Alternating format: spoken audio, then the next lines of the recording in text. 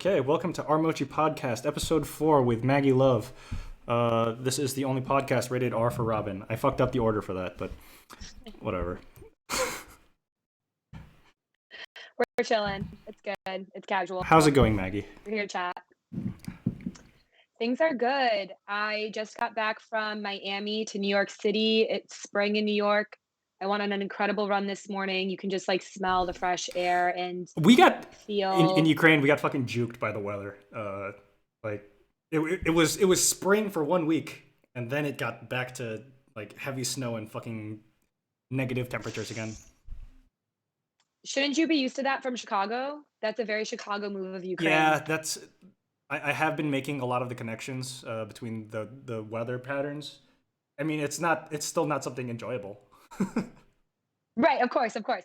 People ask me that all the time about coming from Chicago when it's cold. They're like, you should be used to this. You're from Chicago. And I was like, no one likes being cold. There's It's no, like being used I'm to sorry, being I should unhappy. say, It's not a good thing if you are. exactly. It's not right. It's not like you can compare um, being from the cold and being used to the cold or enjoying the Mhm. cold. Like those things do not uh, equal one Which is very another. much not the same for like people from like tropical climates. Like my family and I'll admit myself, like my body functions and is like happier when it's just like hot as fuck out. Uh, Even though like in my mind I prefer the cold, I just know my body feels better when it's way too hot out. That's fair. And a lot of your family's migrating to California, so I guess that's very true then. Yeah, I mean, I think they're also just like they're fans of the trendiness and like the surfing. I mean, there's also a pretty big Filipino population, so I guess they won't be like too fish out of watery. But I don't know. I've never been a big fan of like the whole California culture stuff. It's an interesting place. I think there is many cultures, but I personally vibe with uh the New York culture, which you can find LA culture in New York, but you can find so many cultures. It's a little more laid back, a little more grungy, Food's better in New a York though, little isn't it? less every cuisine except Mexican. Mm. So California has better Mexican food. Yeah, I can't actually like point really to anything that's like iconic Californian food aside from like In-N-Out Burger, but is like better than other places. Like Ooh, I can point to so many things from Chicago, like Portillo's, Five Guys, Illuminati's, Giordano's. I mean, a lot of it is like Italian food stuff, but I mean, it's Chicago Italian food. right. Portillo's is the Chicago Yeah, staple. it's Chicago's suburbs too. I That It's is not one just thing like I the miss. city. Yeah, it's a suburb culture. It's suburb Hmm. culture. Like if you grew up going to Portillo's, like I'm immediately a fan. If you say Portillo's, I'm like, okay, we are similar people. But yeah, I don't really like In-N-Out Burger. Their fries aren't cooked well. I don't really get Ooh, it. I try to get it each and every firing some time. shots here You apparently have early to on in the ask for your. You podcast. apparently have to. You have. You have to ask for your fries to be cooked more. Like, why would you sell uncrispy potatoes? I don't understand. I'm a big French fry aficionado. I actually love potatoes in all What place would you forms, say has the best French fry? but not cold.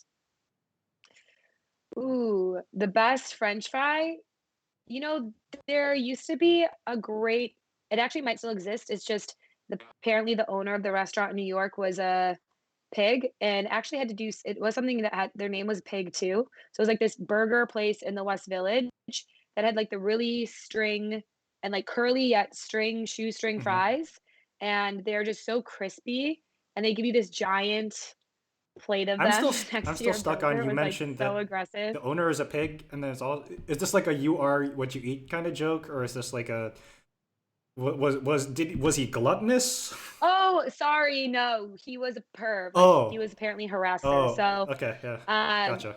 then I was like, when you first asked me that question, I was like, yeah, maybe he was doing some like internal, like he was calling himself out. You know how we all kind of like call ourselves out sometimes without meaning to call ourselves out.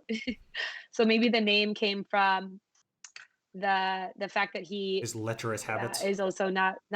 Yeah, he has bad habits. So it's not the Purple Pig, that's a Chicago place. I'd never been to it, so I don't Um, know. that's on, like, the river, like, that river walk Hmm. area. It's relatively newer. But, yeah, I'm, like, more of, like, this shoestring even McDonald's does better fries if we're really gonna get into the In-N-Out versus other Hmm. burger chains. But they just have to be crispy. Fries have to be crispy. Yeah, I'm personally probably like between like Five Guys, Portillo's, and McDonald's. Yeah, those are all good. Five Guys can be a lot though, but there's actually a really cool bar in New York above a Five Guys. So it's funny because like the bottom of it, you that's the whole point. It's a speakeasy, right? So you think it's a Five Guys, and then you go upstairs and it's this really cool speakeasy. Any New Yorkers out there looking for a date spot, I would suggest it's also somewhere in the West Village. When you say speakeasy, is it like hidden in a wall, as in like Prohibition era, or? You have to go upstairs. So if you were just an average person probably walking on the street looking for a hamburger, you wouldn't know. And then if you're bringing somebody there, it's kind of funny because you're like, "Why are you bringing me to a Five Guys?" And you walk upstairs and, like, I think you go behind this door and it opens up into a really cool If they're bar. questioning why you're bringing them to a Five Guys, you shouldn't be with that person. That's true. That's true. There's this, I mean, you can imagine in New York that probably happens a lot with the types of different types of crowds yeah, I there. imagine. There's this one place in Lviv. I can't remember the name of it. That's going to be a recurring thing. I'm very bad at remembering names. I'm super bad at remembering names. But I'm like I've got trivia up the wazoo about like video games and like weird franchises. But there's this the it's themed after like a World War II bunker, and like when you enter it, they say in Ukrainian "Slava Ukraina," which is like "Long live Ukraine," and then you say no, I think it's "Glory to Ukraine," and then you're supposed to respond "Heroyam Slava," glory to the heroes. Uh, and if you speak in Russian in there at all, they either like kick you out or they just like harass you. It's kind of like the same thing with like Chicago, and if you put like ketchup on a hot dog, they're not gonna Mm, actually kick mhm. you out, but they're gonna make looks at you. But like all the decor in there is like World War II era like war stuff. Like they have just like guns and like typewriters on the wall that you're like allowed to like kind of pick up and take pictures with. Cool place. It sounds cool. The entrance part sounds a little overly patriotic, They're still and, technically at I war mean, it's with important. Russia, Ukraine, I so think it's important. Yeah, they're still at war, so I think that's important, and also fascinating that you live in a place that sometimes seems to be in the middle of a lot of political, yeah. geopolitical I don't know tensions. how that happens. How did that happen? Well, China, I ended up there because I was between joining the military and going to China, and the military rejected me, so I went to China to learn kung fu, and then teaching was like it was the path of least resistance, and then Ukraine. My wife's Ukrainian. Uh, Definitely like That's a great worth reason. checking out the place where she grew up. Kind of like learning the culture, and I enjoy the food. Got to meet a lot of her family. Yeah, that's a perfect reason to live in Ukraine. Yeah, as opposed to like alternative reasons where there's like a lot of the expats. It's the same thing with China, like especially the guys. Oh, I love the like Asian women, or I love the beautiful Ukrainian women. Oh God. Yeah, the expat culture is quite interesting, but something I wanna circle back to is you mentioned, like, the bar is in a Mhm. bunker or it's shaped like a bunker. This past weekend in Miami, we went to an art museum, similar to you, sometimes, like, short-term memory isn't great. The artist, which I feel like I should look up, he basically, uh, he grew up in Cuba, and so similar with, like, the World War II bunkers, like, the idea of the bunker isolates people and protects people and keeps people away from each Mhm. other. So, a lot of his art was inspired by, like, what if we, like, opened up the World War II bunkers and created a space for, like, community and conversations, like, turning the idea of the bunker on its head, uh, versus something that, like, isolates people from each other. Like, a lot of his art was and it was, like, it wasn't maybe the actual bunker, it was, like, the brutalistic style of the Mhm. bunker that he, like, brought into his art that he also then, like, opened up for, people. He's a Cuban artist, and his art he's living in Spain now, I believe, but it was Still living really artist. cool. Yeah, still Mhm. living artist. This was his first time showing in the United States in this, gallery that, Gabe organized for us to see. I think your audio is okay. Did. Now you're good. I can hear you. Okay. So, I just liked the idea of taking something that was, supposed to keep people apart or is supposed to scare Hmm. people from other people, right? Like, the idea of the bunker is, like, somebody that's different than you is coming to get Hmm. you. You need to protect yourself, obviously, more, it serves purposes, and we're never gonna get away from that military war, world powers, like, we can't get away from that, but I really like how art can deconstruct it and, like, bring something like think of a space that turn a space on its head and really around the idea of like community and bringing people Hmm. together and having conversations in something that's obviously going to start a conversation, right? Like a bunker that is used for war is now a place for to like have a conversation about probably these things and bringing people together. So I really enjoyed that It's always an that interesting like learning it's always that. an interesting to me thing to me with like the whole a picture is worth 1,000 words, but like how many of those words are meant to be from people talking to each other about it versus like the artist, trying to explore their own psyche. Like there is very much a lot of like ego that artists put into that some artists put into like their work, but then on the other hand, uh, it's also their right to do that. No. Yes, so and you know what I think is, I mean, I think it's a little bit of both, right? And I think it depends on the artist, obviously, and the reason they're creating art in the first place.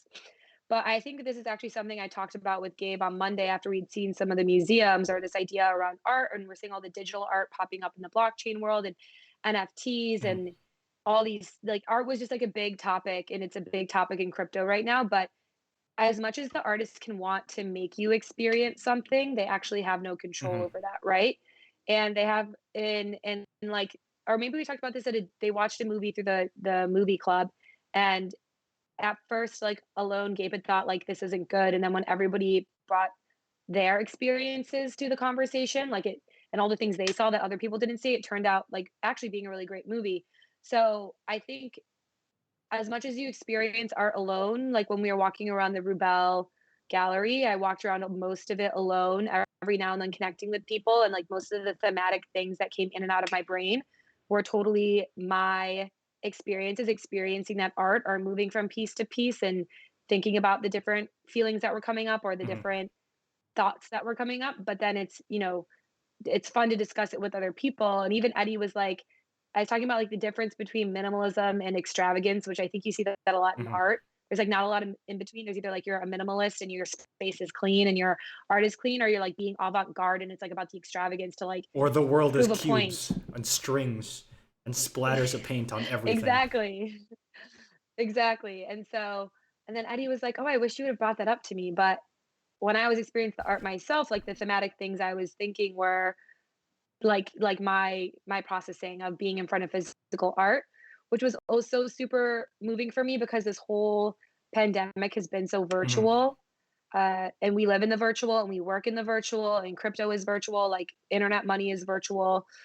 And like to be in front of something physical, especially the pieces that are like, cover entire walls and just like remind me I'm like this little speck in the Mhm. world in a way. I really enjoy that feeling. So I really enjoyed it, and it's just yeah. But at the end though, like my your experiences with art is totally different than somebody else. A lot of them had the like full explanations next to it of like what the artist was Mhm. critiquing, and so it was kind of fun to look at the piece, go and look at what the artist was trying to communicate, which could have just been as simple as like there was this woman named Cecil or Cecily Brown. I don't know how to say how she pronounces her first name, but there's like one that was just like all genitalia.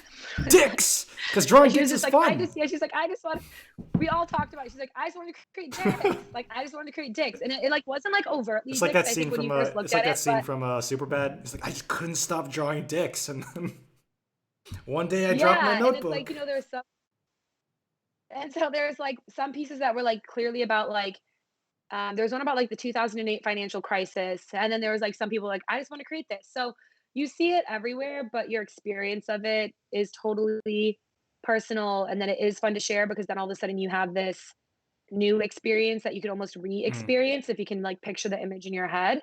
And so like that's what I think is cool about experiencing things in a community, because you get to each bring things to light because all of our experiences are different, and the artist actually does have no control over that. They have an Yeah. influence. They have an influence on it if they decide to share, but also like I have lived a very different life than all those artists. So there's it's and I've lived a different life than you and like everybody I was in the Mhm. museum with. So like how could you possibly experiences are all filtered through what we are at that moment in time and what we're bringing to the Mhm. table, right? So it's impossible for someone to completely impart what they want on Last me, time, if that makes sense. yeah, yeah. Last time I was in Florida, I went to a Salvador Dali museum. I fucking love Salvador Dali. Not just like his work, like which is in itself really just astounding, but just like his personality and like he's like peak ego also. He's up there next to like Van Gogh as far as like it's really nice to be up my own ass. You should check it out. um, I feel like we glamorize that so much. I mean, obviously they're incredible artists and mhm. geniuses. But something else to do with Florida is this like Bitcoin conference is coming up in June, and it's like Chima, Tony Hawk, Michael Saylor, I love Tony Hawk like showing up for and random I'm like, things. Everybody's like, "Hey, yeah, he whatever happened to does. Tony Hawk?" But He's like like, "I don't Tony know, Hawk's a man." good time. Now I'm at a Bitcoin conference, but like this ego thing, um, I think we idol like not. I'm sorry, I'm overgeneralizing every time I say we. I think in Mhm. culture, I obviously respect obviously I'm like Salvador Dali and Van Gogh and like all these incredible artists. They're just like so superior. You have to respect and you have to like not judge the way they want to live their life, which is like I want to like in Jeff Bezos and all Oh these no, like Jeff people, Bezos right? Like absolutely deserves all the judgment he gets I'm though, because okay, all these fair. other artists were I not know. making billions of dollars off of like the slave labor of their employees. So let's not put Okay. those guys together. No. Okay, okay. So fine. I just think the idea of ego and worship Mhm. and like um Idolization. and yeah, and idolization, I'm very against idolization, I guess. So it like doesn't matter if it's like a thing like Burning Man where people are like, this is the most incredible art I've seen in the desert, and like Burning Man is the best community, or if it's like an artist or if it's like a billionaire. Like I think I mean, and this is just like a human nature thing, like we get whatever type of idol you like idolize. I just think it's a dangerous Mhm. habit. So I work hard to not idolize anything. I can like respect people and things. I can enjoy certain experiences. Um I can admire the way people got to where they are and the things they feel like they need to share with the world because of it. But I really hate the glamorization of like ego in So any would you say form. it's more like the idolization of like they can do no wrong and everything that like they have no faults because they have transcended in this one avenue, and so worshiping and then anything else they do is like null at that point. Yes, I think it's the lack of Hmm. critique Yeah, or I the lack 100% of agree. like I think it's the lack of like the 360 view of a person and it being okay that that person's Hmm. imperfect, and like that person also could be like I'm imperfect, and it could almost like add more to the situation and then like getting away with all of their imperfections or us skirting it under the table for the people that we Hmm. idolize, like Oh, when they do especially bad things. especially like the Like horrible shit we let like some artists and like for like the music industry in particular. There's like a huge history of like insane abuse. and like even with Alexander Wang, right? I think something came out about him being like a harasser, and it's like I'm not saying like any of those other billionaires are or any of these artists are.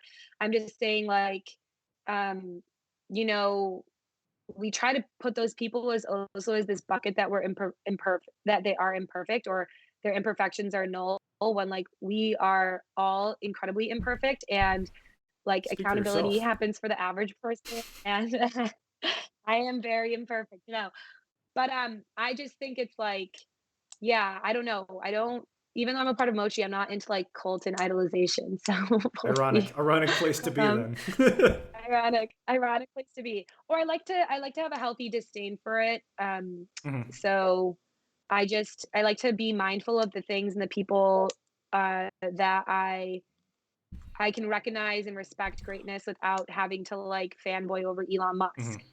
You know, and like so many people I know are just like he is great. I mean, Tesla, you just mentioned the internet you're getting like yes, 100%. But yeah, I can't get behind like worshiping him. And I know and just it seems like so many people in this world just like are so quick to worship every Yeah, genius. my I don't my know. Maybe it's my just a my, weird my thing of wife is mine. really all about Elon Musk. I think I definitely have too much of like the rose-colored glasses with Bernie Sanders. Uh, as far as like a politician goes, I think he's probably like the closest thing to like a perfect person.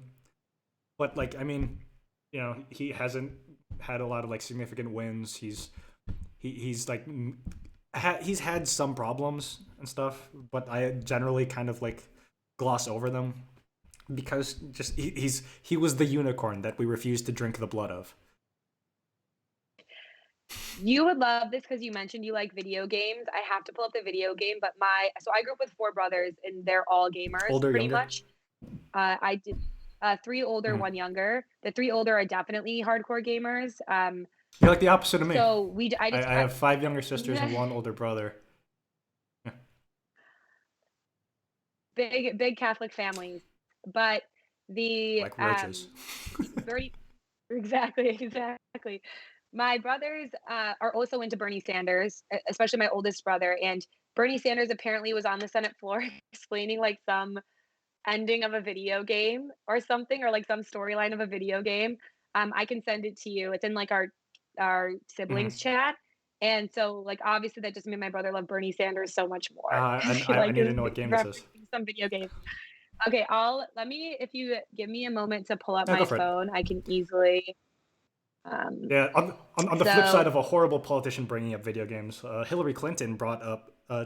She was part of the war against video games and violence in video games, and she cited Resident of Evil Creek, which was she was clearly trying to say Resident Evil, but like, yeah, man.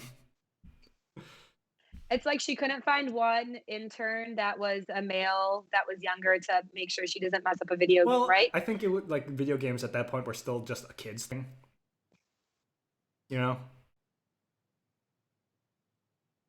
I mean, even Maybe, in but okay, a lot of so like the gaming industry, like Kotaku and IGN, they have a lot of people who are professional game reviewers who like I can't figure out the jump button.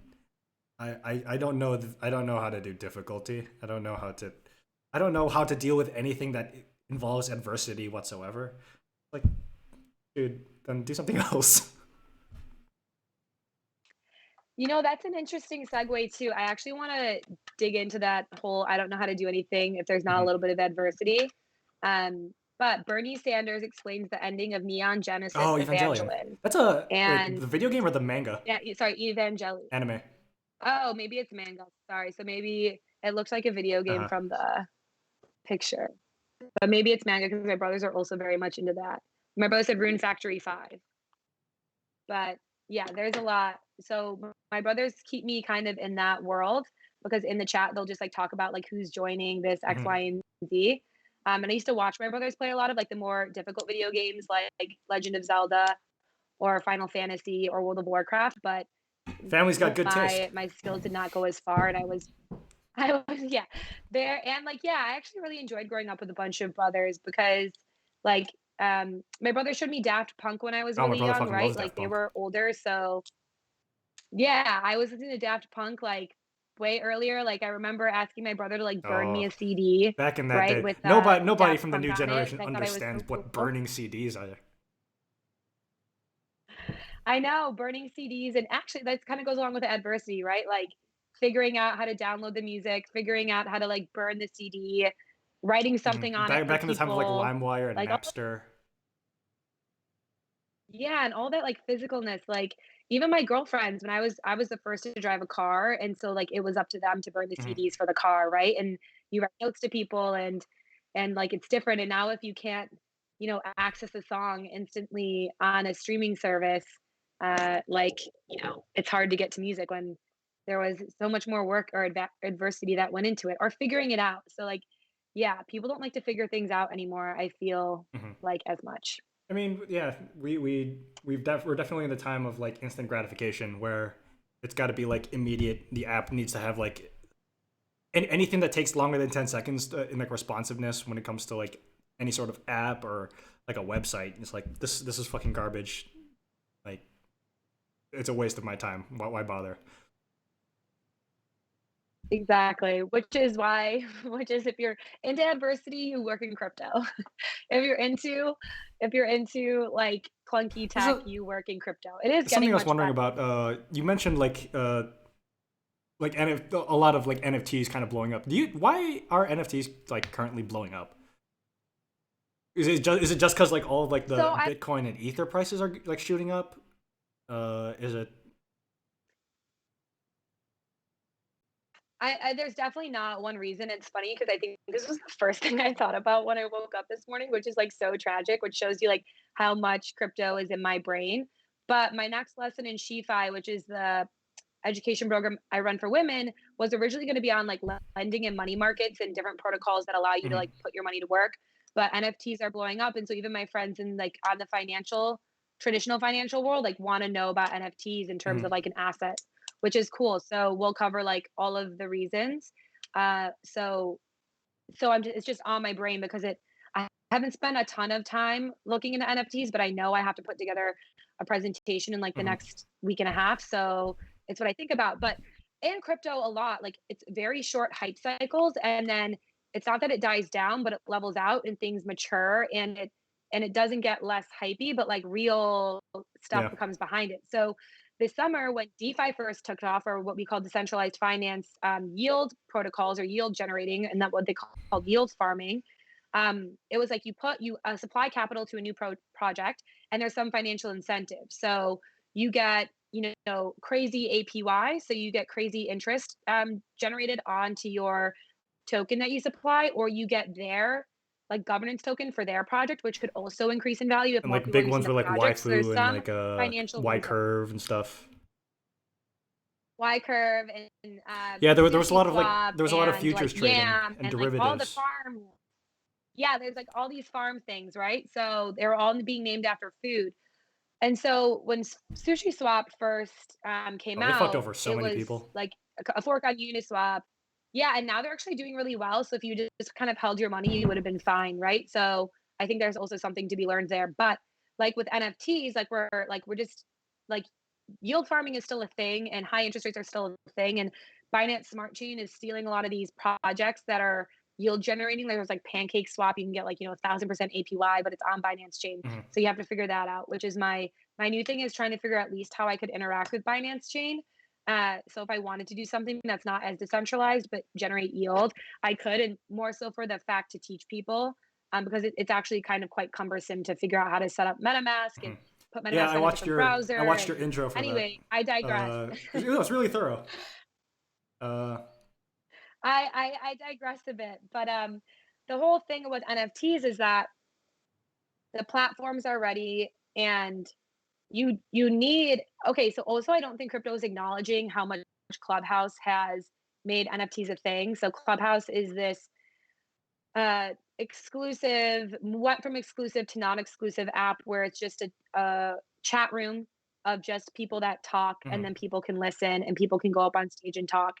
And like, there are a lot of artists started on Clubhouse because it was a very hyped San mhm. Francisco, LA type Sounds like an thing. open mic. And so then you bring artists straight to the. Yeah, it's an open mic. And so it's kind of like a podcast in real time where you're hearing these conversations and getting many perspectives. And it's part garbage, part great, like all things are.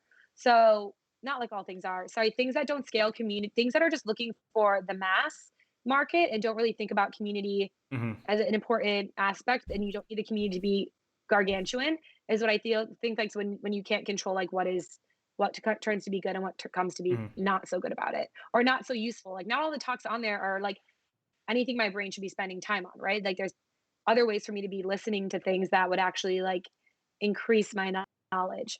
But there's so many stars that started on that, and then crypto people were on it too. And so like NFT got, like, is being talked about by like all these crazy pop stars and all these mhm. artists, right? So we do have to acknowledge that that is a big part of it, like the which wasn't on purpose, but like the platform for artists to interact with crypto people to understand this like new digital paradigm is what I think was a big catalyst. But also, like, you only need a couple of artists that have a big name to sell something for some crazy price, like Hmm. 43 ETH. Disclosure sold a song for 43 ETH. Like, that hurt, like, that doesn't hurt me because I think, like, yes, you got there first and you thought of it, but like, as somebody who works in the industry, just a little jealous of the fact that like you Yeah, make 43 there's ETH, there's this one. very I quickly, think 50 Cent. So 50 Cent sold he released one album in like the 2000s, and he allowed people to pay for it in Bitcoin. And he hadn't thought about it at all, and like he had gone bankrupt, and then he found like the Bitcoin that he made from that sale, and he had like $50 million just on the spot. It's like, oh, got my fucking money back. good for 50 Cent. Yeah, so I mean, I'm not against that part of it, but what I'm trying to say in a long-winded form is that there's a Hmm. hype cycle. So I think we will see like Yeah, I NFTs have think it's like a exploded. 273 Um, day like cycle of fluctuation in price. right. And so I think then it leads to a terrible discourse because artists who didn't do it are Hmm. now mad and they only see the people like getting a quick buck and they don't understand the whole part of like digital scarcity or your ability for this, in the music world to always get royalties or in the art world if you wanted to Well, on the have plus side, like somebody like riding off of that hype, art. people are continuously building infrastructure, like because of like the hype and interest that was generated in it. People they're getting investments, they're getting people, uh, they're getting new developers to like, oh, this is a new way that I can innovate on this, and this is gonna like make this better. Like, I think that is essentially how the ecosystem just kind of grows organically. Yes, exactly. So that's what I'm saying. It's kind of like you see these things, they're a little hypey, they can be a little confusing, but there's people behind it. There's a whole ecosystem building and that already knows the Hmm. value because we've been here. And so Y'all we'll keep hodls. building and you have to like we hold those, you have to like see it and acknowledge it and it brings more interest to it. And like it's the difference between 2017 and today is that we're Hmm. ready for these things. And it might I don't it's not that I was thinking about this morning. It's not that it'll necessarily become less hypey, but like, things will like probably even keel out and it will be like the things that we imagine it for, like bringing newer artists to discovery or ability to have more financial freedom by not having a Hmm. middleman or cutting out this like gray area between like where the money goes and how it gets into the artist's pocket. And with the science fiction universe I was working on, it was all about actually proliferating fan fiction. So if you can always get royalties on your character that you draw or your story that you tell and it's Hmm. being remixed, like imagine how much more artists might not mind fan fiction if they are always kind of a part of Hmm. that those narratives.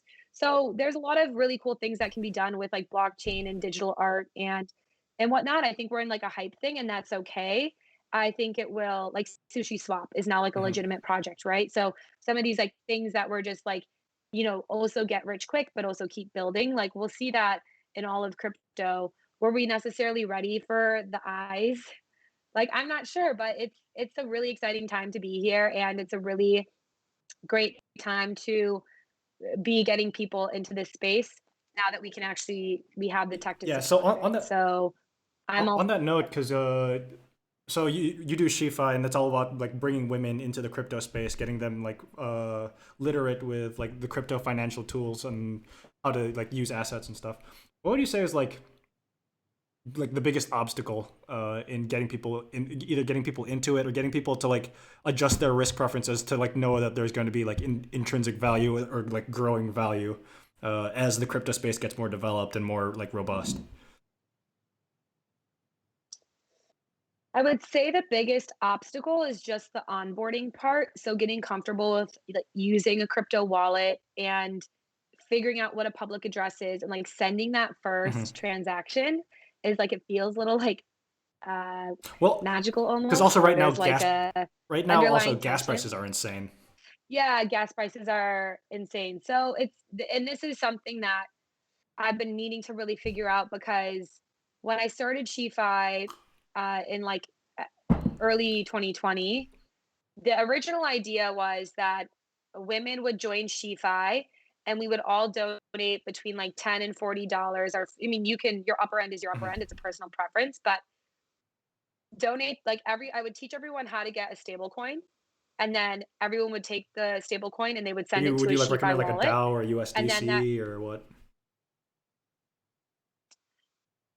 so once again, it's a personal preference. Like for the sake of SheFi, we Mhm. used Dai, but if you want to put your money to work, your stable coins to work, you should always be looking at where they're Mhm. getting the best interest. So that's another thing in SheFi as well. I'm not like you must decentralize everything and use DAI as your stable coin. I'm like, here are your options. Here's the Gemini US dollar. Here's USDC. Here is Mhm. DAI. Here is, whatever one it was. And then it's up to you based on your risk profile and what you want to do with DeFi and how it fits into your financial plan to pick the coin and the project or the protocol where you can put it to work for you. I don't really like, for the purposes of SheFi, I don't mind like a centralized stable coin Mhm. for making money. Like that's not the point. It's for women to make money with SheFi. And then I think naturally through the course, because of the like in the beginning, here's an example.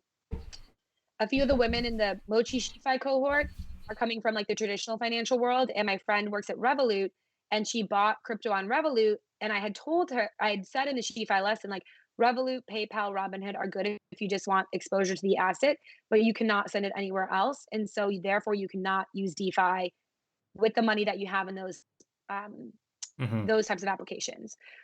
So, it, like, took, a month or 2, but then they're like, "Okay, so now I opened an account on Gemini." Like, the ones that were like, "I just want exposure," now that they're, like, really understanding the DeFi landscape are like, "Okay, now I wanna get it on Gemini, or through MetaMask, and then I wanna put it in MetaMask so I can get, like, other tokens on Uniswap."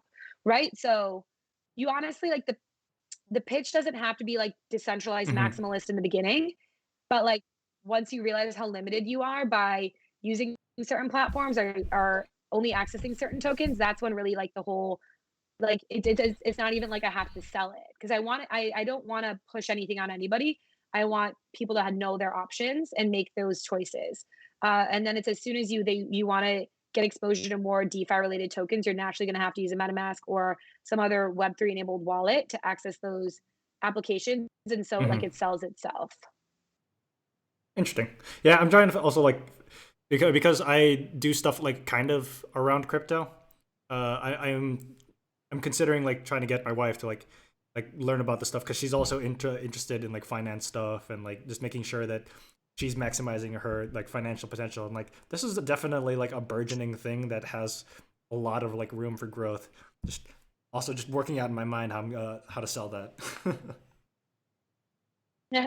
No, tell her to come to I think if she attended a SheFi lesson, I'm only saying this because this is my 3rd cohort, so I'm always nervous with each new cohort that, like, they're not gonna like the content or they're expecting something more advanced or, in some way it's not gonna resonate. Like, I still have that Mhm. imposter syndrome, but now that I've started to do my 3rd one, like, whether you're brand new to crypto or you're sort of in crypto, like, the responses of the women feeling so empowered and feeling like the content is like, poignant and relevant and not cumbersome. Like, I think I found a niche of being able to communicate these concepts into something relatable, and I don't really I also, like, talk about my crypto mishaps or my journey, and, like, I'm trying to just make it like you're talking to a friend. I'm not trying to be holier than thou or, Mhm. like, I'm above you because I've been in crypto since 2017. Like, I never wanna be that type of talking head. I just wanna be, like, your friend, like, teaching you about these things that I know and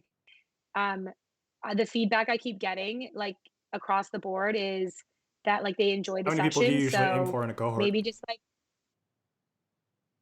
okay, so it's funny because it's sort of there's no exact, Mhm. like, method yet, so first cohort last year was friends in consensus that were women not working necessarily in DeFi to kind of like pilot out, like, do you like the content? Am I doing this in a good way?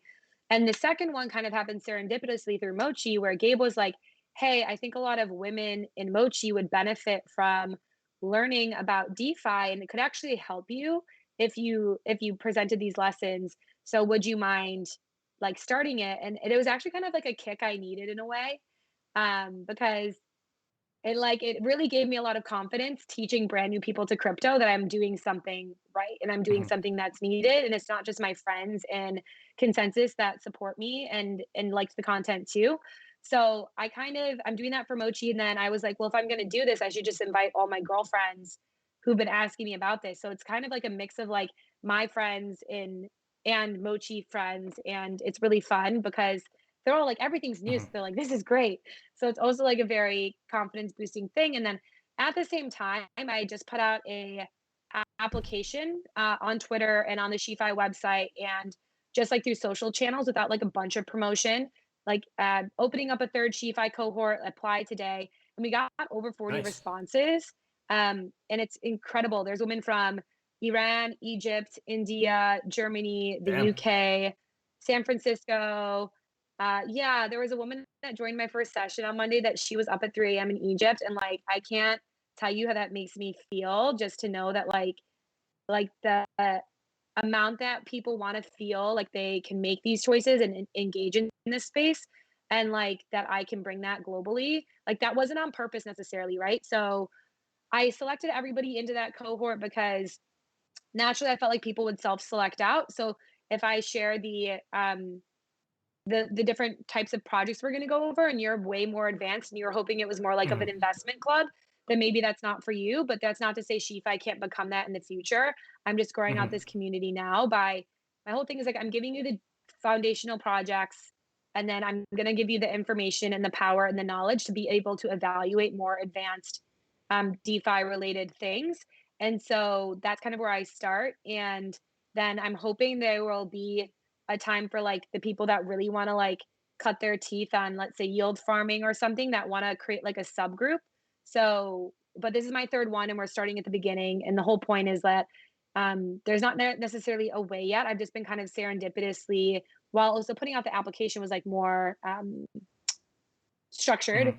But I'm kind of like, as the opportunities arise to start them, I will do it. But now I'm definitely like at capacity of like I have a day job too. And I'm an extrovert. So like um I know if I like locked myself in a room and didn't have a social life, I could like crush Mhm. like the game. But I do really appreciate like my time with people and like relationships in this world, because that's what it all comes down to at the end, is what matters. And so I try to invest in that as well. So I think now I'm at capacity with these two cohorts, but I'm up to about 60-ish women Mhm. that I'm educating. Um, but I have a hard time saying no to new people. But now that crypto is blowing up, right? Like every dinner I go to, every meeting where I meet somebody new, and my friends are like, Maggie works in crypto. It's like, right? Like, teach me. That's So awesome. SheFi also came at like an interesting time. Like I launched it during the pandemic. I wrote this email to my friends when I first launched it, like this may fail and this may not be the best time to be starting something or to be announcing this publicly, but then there's also no better time to be letting people know about their financial Mhm. alternatives than in an infrastructure and a government and the bank system that That has like continues to failed fail, and is repeatedly still fails. to fail Mhm. millions of people, right? So I was trying to be sensitive to the fact that like at the beginning of the pandemic, like it's not great to be like I'm unaffected in the way that I can do this, but at the same time like letting people know that I'm doing this because I want people to be a Mhm. little bit more protected the next time this happens, especially women. Because women have been like the most financially, they've been leaving the job force. Like we're there at home, like taking care of kids. Like they're just getting pushed out of the job place during this. And so like I think that makes like my Mhm. mission even more critical.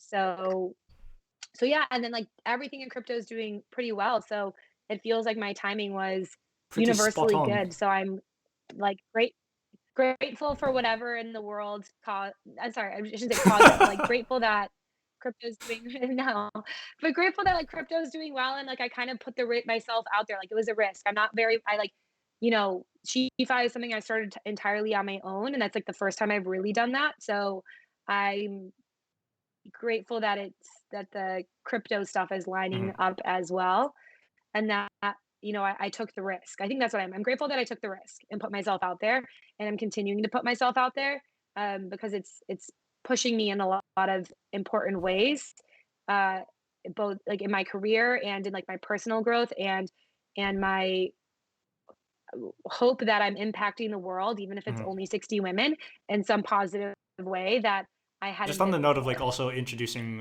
women to different crypto assets, do you know anything about the women of crypto art? I think it's like Woka or something. I know they No, but that yeah, they have a sounds Discord. awesome. They a lot of their mission is like trying to get women into like the financial world of like investing in like purchasing NFTs and getting them like interested in the art world, because a lot of like the art world right now is also still congested with like a lot of guys who are who already had their toes dipped in with like the other crypto bros. Sounds like the world's just congested in men, Too is what many we're trying to men. say. Too many No, I'm kidding. goddamn men. Too many men. Too many men. No, we love men. But actually, no, and I would love to meet them. I would love to join that Oh Discord. yeah, So if you have the link, it would be great to let them know about another one Chifi. And where I what first I heard of want to do. that group is with the Whip meetup, WIP. It's they I think they do. I don't know if they're still doing the weekly meetups. I'm actually gonna check whether or not they're doing them tomorrow. But they do them like every Thursday, and it's just like a bunch of different like crypto projects, different crypto artists, musicians, and stuff. They all meet up in crypto voxels and just like talk about projects, things they've been working on. There was the creator of like that one. I can't remember what the art. He's a pretty like well-known art creator. He creates a lot of like these 3D art NFTs. Um, they're really cool, really kind of gross and disgusting, but like they're pretty awesome. He showcased a lot of his work there too. So you know what's funny is I just got a new computer, and so Crypto Voxels was a little hard Mhm. for my old computer, but I totally um like made this the Mega Max so I can do all the Dope. cool Yeah, things on it because I've been looking at I building a got my PC too, and I'm kind of freaked out about specs and stuff. I'm not building a PC, but I just have a Mac that won't die on me for trying to Hmm. enter virtual worlds. But one of my brothers has built multiple computers, so because he's the gamer.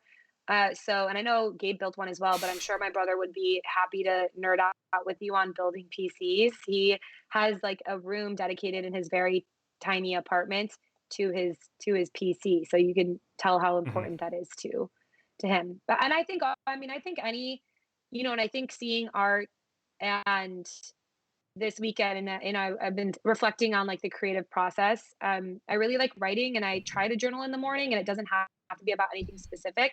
I actually have this book right here called The Hmm. Artist's Way. And it's written by Julia Cameron and she just like talks about the ways to like bring creativity back into your life. And I got it last year, like before in 2019, I just decided I need to like engage more with creative hobbies that I hadn't previously been doing before. And actually, like Shifi came out of when I started that. So, like, just like opening up my Hmm. brain a little bit more. But I still feel like I'm in a very heavy production mode. Like Shifi is production oriented, but the creativity.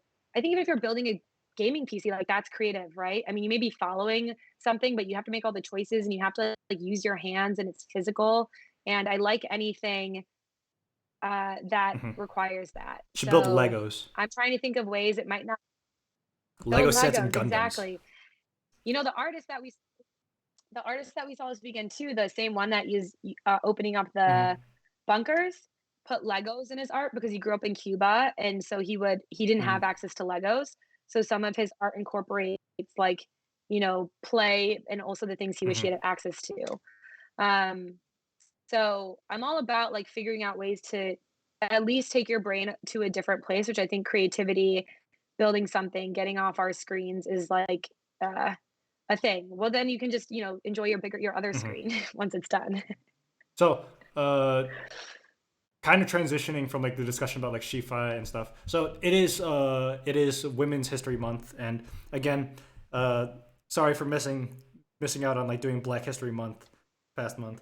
But so with like Women's History Month, something that was brought to my attention in Ukraine, they actually celebrate Women's Day on March of 8th with like women have like the day off.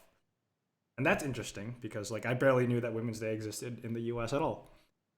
And in China, they also like celebrate Women's Day, Teachers Day, Parents Day, and stuff. I don't think they get days off, but like yeah. So who would you say are some of you? You say you don't like to idolize figures, but do you have any like big like female role models, either historically or that are alive today? Most of my female idols historically are like from the music industry, right? So I grew up Hmm. singing and dancing. So um like my idols were all basically when I was little, like entertainment focused. So in the tap world, it would be somebody like Dormisha Sumbri Edwards, who is a really famous female black tap dancer. And I would get to in the tap world, you get to take and Diane. Oh, I can't believe her last name's forgoing me. But like in the tap world, it, like you got to actually kind of meet your idols. That's cool. So we would go to these conferences and you would take, yeah, you would take from like the best in class. She goes by Lady Di. I feel really bad 'cause she's like the queen and they would like sign your tap shoes.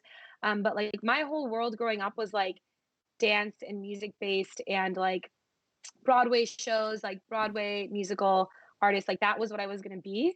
So I think in general though, that like actually brings a lot of strong female women into your life or like women Hmm. commanding a stage, right? So that like ability to go up on stage and command it is where I think a lot of like my innate leadership skills come from. Because like it's something I like enjoyed more than anything in the world.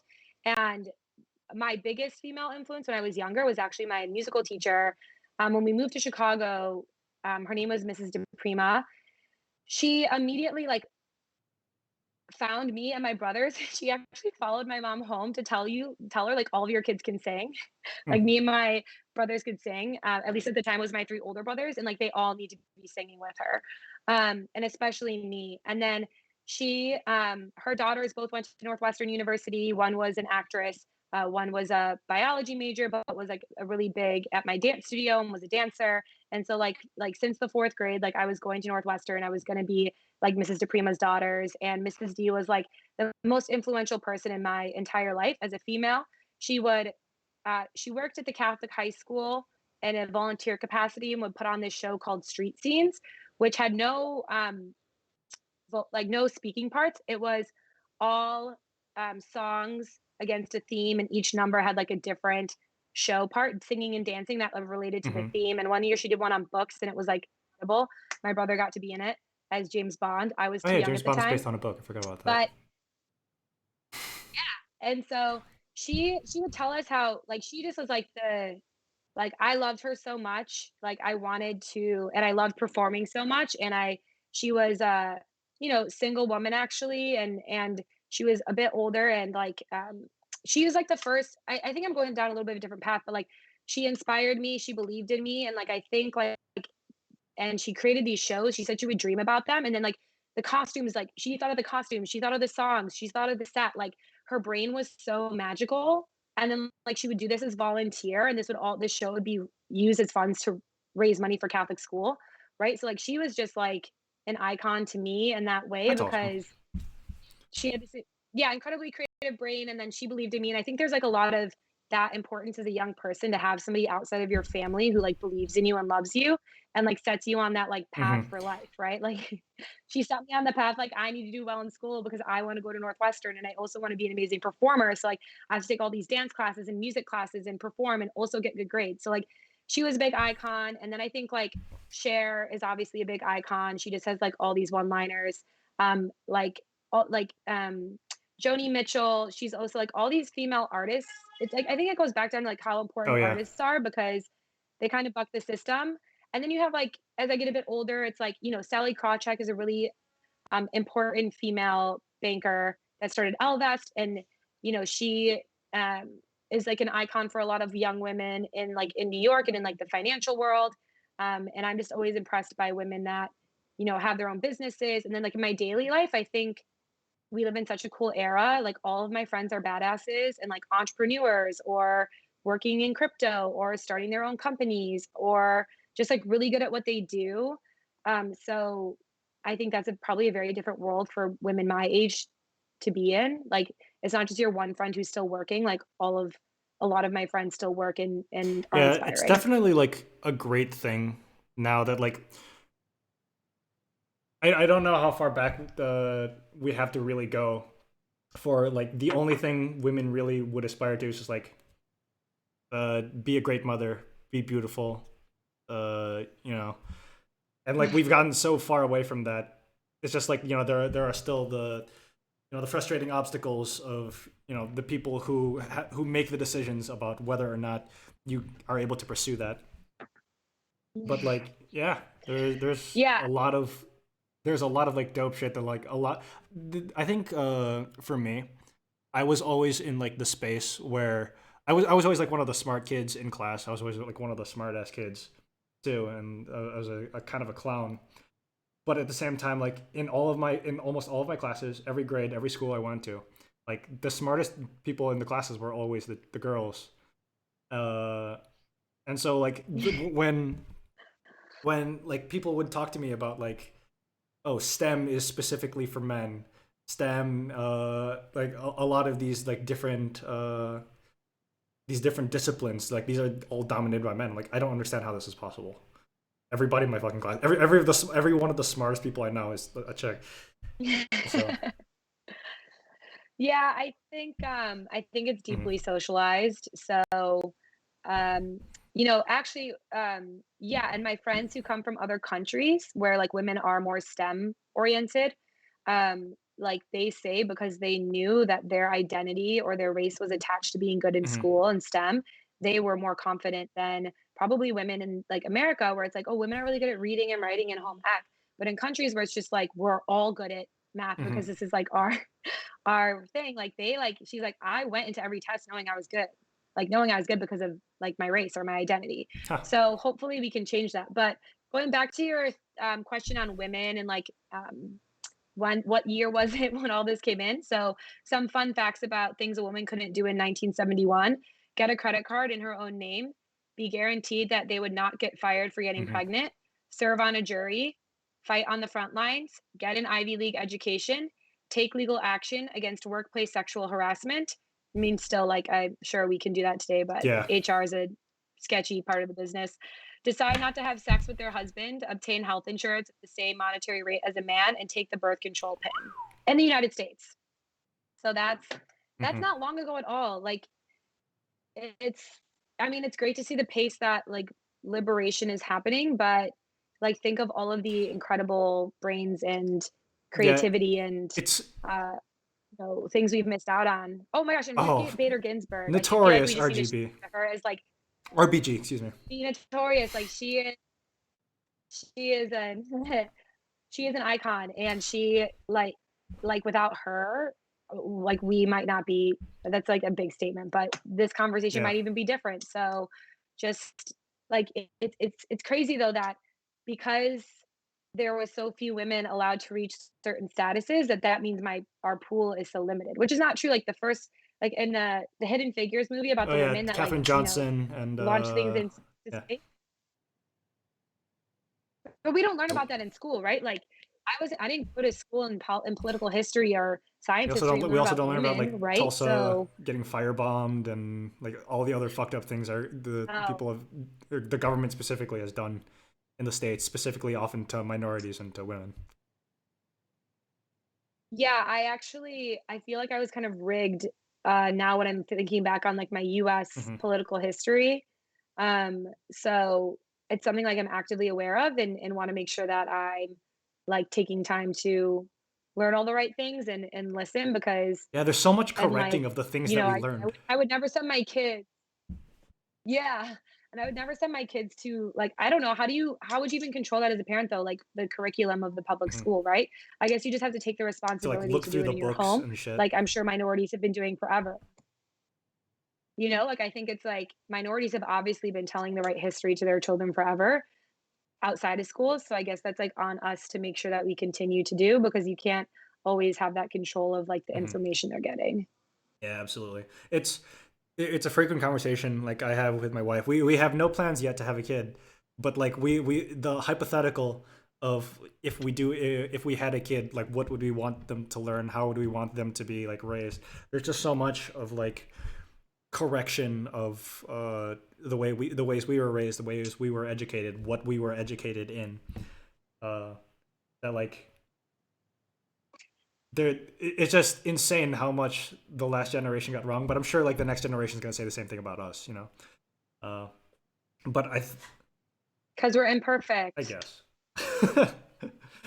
No, no, but I actually, I think that's super important. And um, shoot, there was something I was thinking about, but keep going I and think maybe it'll it's come back to me. really like one of the big hallmarks I would say with our generation, at least in my mind. I might be wrong about this. Is just like we are just so much more radically self aware of privilege, of oppression, of like the larger world beyond like our neighborhood or what we see on like Fox News or on CNN. You know, I mean, we live in bubbles on So, Facebook, but at the same time, we still have way more opportunity to correct the fucked up things that we've learned growing up. yes, and here was what I was gonna say. I think that, people are you see the backlash against, rewriting history or Hmm. reparations or giving Native Americans back their land, or like, what the British colonizing everybody, and at one point wasn't every part of this world is partially colonized by war and Most of the world. bloodshed and force, most of the world, right? So, but like I also think for me, and I try to talk to this about some of my friends, like, isn't it like a very humbling experience to acknowledge how flawed and terrible that was? And you can say, like, at least like I'm white, right? Okay, so my ancestors were wrong in the way things did. And like we have this chance to correct it and have these conversations instead of like totally sweeping it under the bus and being like that was the past. Like, imagine like living in that type of like forgiveness, like, by acknowledging it, Yeah, but a like, lot of that people we don't can like live saying in as sorry. a society. Yeah, I Such a know. hard thing to get some people to say Um, sorry, especially if they don't feel like they personally did something. It's really hard to get people to own up to like personal failings that might not necessarily have been their personal failings. yes, and I agree. I mean, I don't agree with that. I mean, I can see it, right? Because there is social media and not everybody has the same opinions as me, but like like all you have to do is listen to like be around people whose lives, people of color whose lives are like completely different place because of the fact that like there are like my friend's significant other like had to teach his son not to put his hand in his pockets like walking around the streets of Hmm. certain parts of New York because like if you pull them out too quickly like you could get shot like the fact that that is a story means that like we have to fix it and we are partially responsible for the system, like no matter who we are, and like it's okay to acknowledge that and like try to do Hmm. better. And it's funny. I also think I don't know if you've noticed this as well. Like we used to grow up. I mean, we still many people believe like politics is something for the home. Politics causes problems within the family. Not mine per se, but like we still have this world where like don't talk Politics about or politics religion. because it might Yeah. impact your work or you getting a job. Politics or religion, right? And I'm like, maybe because I'm in crypto now, like I am like, and I really I do not like. Sorry, I am saddened by girlfriends who say they still won't post about things going on because of the way they're perceived, like the peacekeeping they need to Hmm. do of their image, the ability that they can't have a different opinion so everybody likes them, so they're likable, is like just like you haven't done the work. And so like I will post everything and I am like so over like politics like is so like by not talking about politics, you're letting people have so much say and like your every part of your life, like your Hmm. taxes, your well-being, like, all of this is politics. Like all of this is shaped by politics. So like politics is everywhere. Yeah. Like working on a global currency is politics. I mean, I think that It's just just it comes down to like buzzwords, and when you're trying when it sounds like you're trying to like it sounds like you're trying to start a fight when you mention Republicans Democrats. It's just like how it is. And then you mentioned the word taxes. Everybody's like, oh, we are now on a battleground. We are fighting now or something. sure. And that's where I don't necessarily approach it as that, but it's about humans and humans are harmed Hmm. and I'll always be on the side of making this world better for humans. And I live in New York City and you see destitute humans every single day. And the I will never not be on the side of which is humans. interesting So I because think that's what the most company. Republicans and Democrats will agree on like at least 60 to 70% of policy. When you're talking about just like how to solve an issue, like most people will agree on common sense gun reform, on stop sending money to Saudi Arabia, on stop starting endless wars, on like we should have health care. Most people agree with that. Uh, and it's just when you get into like the larger political discussion of like who has power, that's definitely when it gets much more contentious. It's the same thing with like religion. Most people will agree that like it's understandable why we shouldn't kill each other. We have like a general sense of morality, why you shouldn't steal, why you should respect life. But then you get into like the nitty gritty of like the Christian heaven and Christian like the commandments versus the pillars of Islam versus like the sutras. Like when you get into too much, we own this terminology and we own this conversation. Then like I think that's when people start having a lot more of these like bumping elbows moments. Yeah, and that's where nuance and systems thinking and realizing what is tied to what is important. Ashoka and actually Gabe is also, I think, very good at like not taking things at face values or like blanket statements and words and like things like that. Like they can say, like Biden's not necessarily any better right now than like past leaders, No, right? not at And all.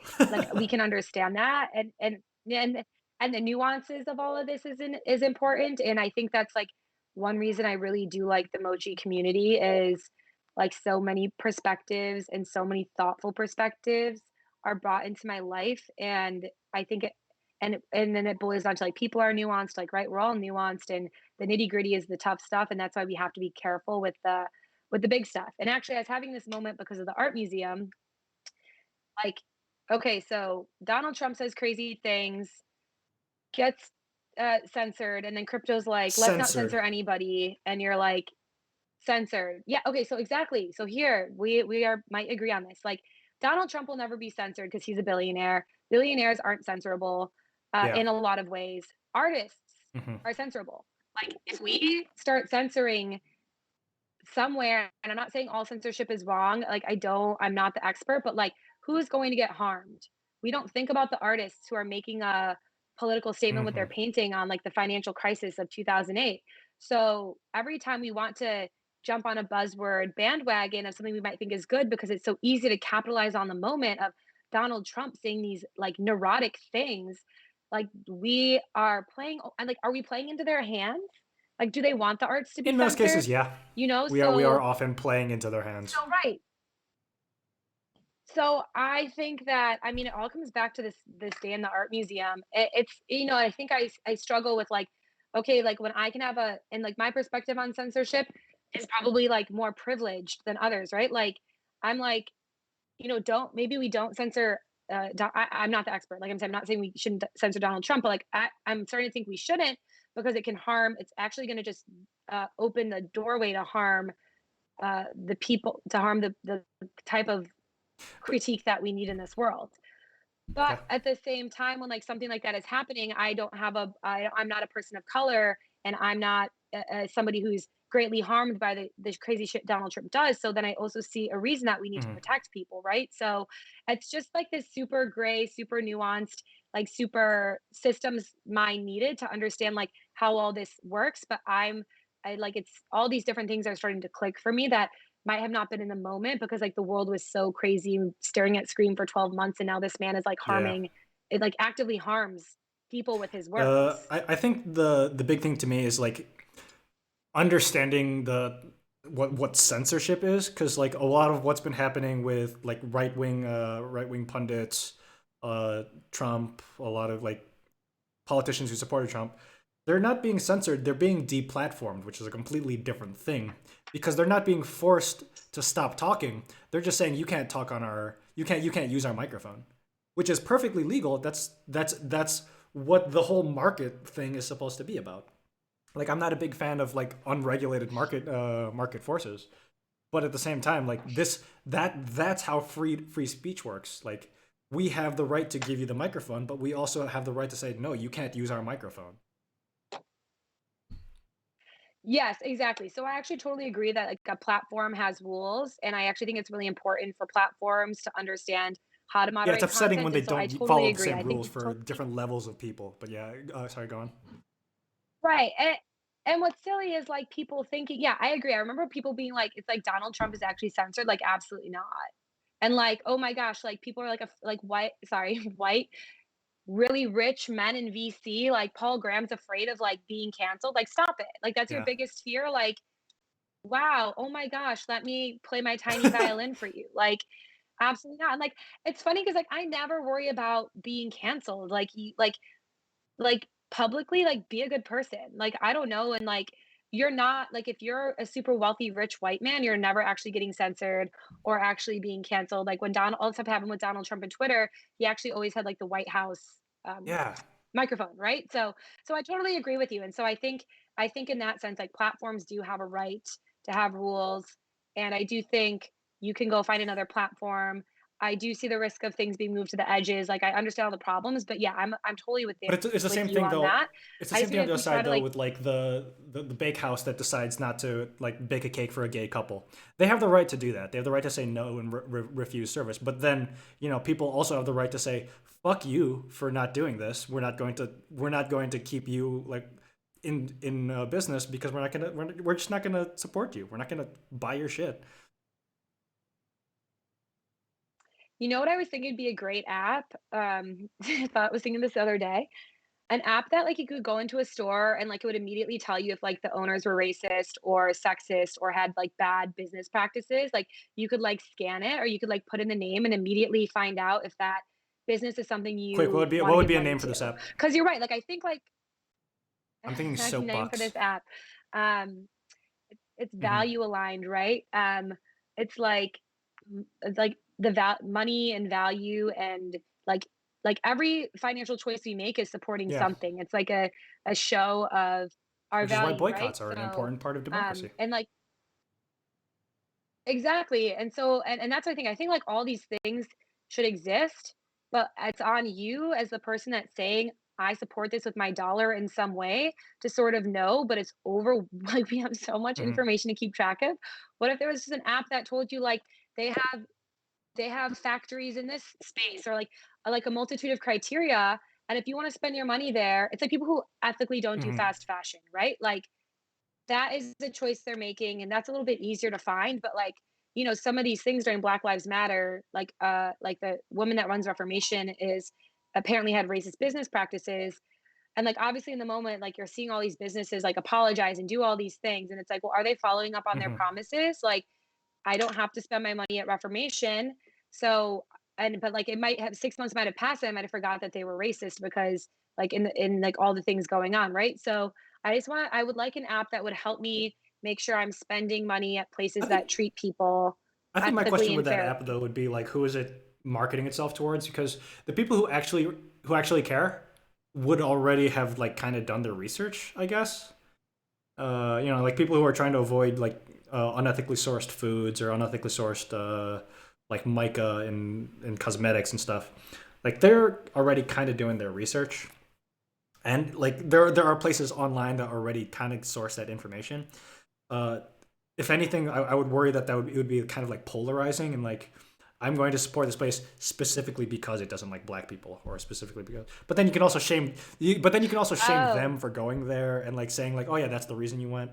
Like I think that's one of the things that definitely needs to happen. Not lynchings, but kind of like social like you get the social timeout because you are clearly just a detriment to society. The things that you're saying are horrible. Like where people like lose their jobs for saying racist shit or for like accosting people over like silly political issues on like the on the subway. Like yeah, those people should lose their job. That's kind of like the capitalist, that's the market response to you being a shitty person in society. yeah, I actually it's funny because you mentioned that because Cuomo like Oh is now yeah. like coming up with a section second sexual harassment. And so, Which to me is still far less than like him somebody hiding had over come, hiding the counts with COVID. yeah, Yeah. all the people dying in the nursing homes. I know, it's like, don't be a shit person, like, don't be shitty. Like, it's funny, like, somebody brought up to me, like, an older person, like, "Well, JFK had, women and Bill Clinton, blah, blah, blah," and I'm like, "Okay, so, we let it slide back then, but, like, now is here and now, and all he had to do was not harass somebody or hide numbers or be a shitty person." Like, we know your job is tough and when it comes to the reporting the numbers, like, people are dying left and right, like, there's no reason to hide it. It's, like, doesn't make I, you th- like, I don't know, I it's think like that's at why that cancel point, but culture is something that scares. harassment, like, I I think that's can't get why behind cancel it. culture scares like the elites, like the wealthy people, because like they're older. They came from a time when it was okay, and they're worried that somebody has some sort of recording or some sort of like testimonial that's going to like bring like we know that we're being recorded like regularly. We know like when we are on social media that it is there kind of forever. I mean, yes, we will have posted like that stupid thing when we were like on still on MySpace or whatever. But like their histories are a lot more like ambiguously recorded, you know? And so that's what spooks them. That's that's very true, and it's and even, like, I said dumb stuff on social media with my friends, but I never said anything, like, mean or cruel or hateful Well, you're one of the or good ones. something like, like, that just didn't cross my mind. I don't think it did, like, I just look like an idiot, like, my friends will bring up posts and will be like, "I'm sitting in your basement and we're watching TV." It's, like, stupid, right? But, you know, but I think this goes back to this idea of, like, yeah, there's a part of our nation right now, and like, at least I can speak to that because I live in the United States, that like needs for us to like fully come to light so we can like live in some Hmm. forgiveness, right? Like, our whole lives were tracked. When we were 16, maybe we posted something dumb. We probably shouldn't be like vitrioled Hmm. until we die. Okay, like, we can forgive that people maybe didn't know.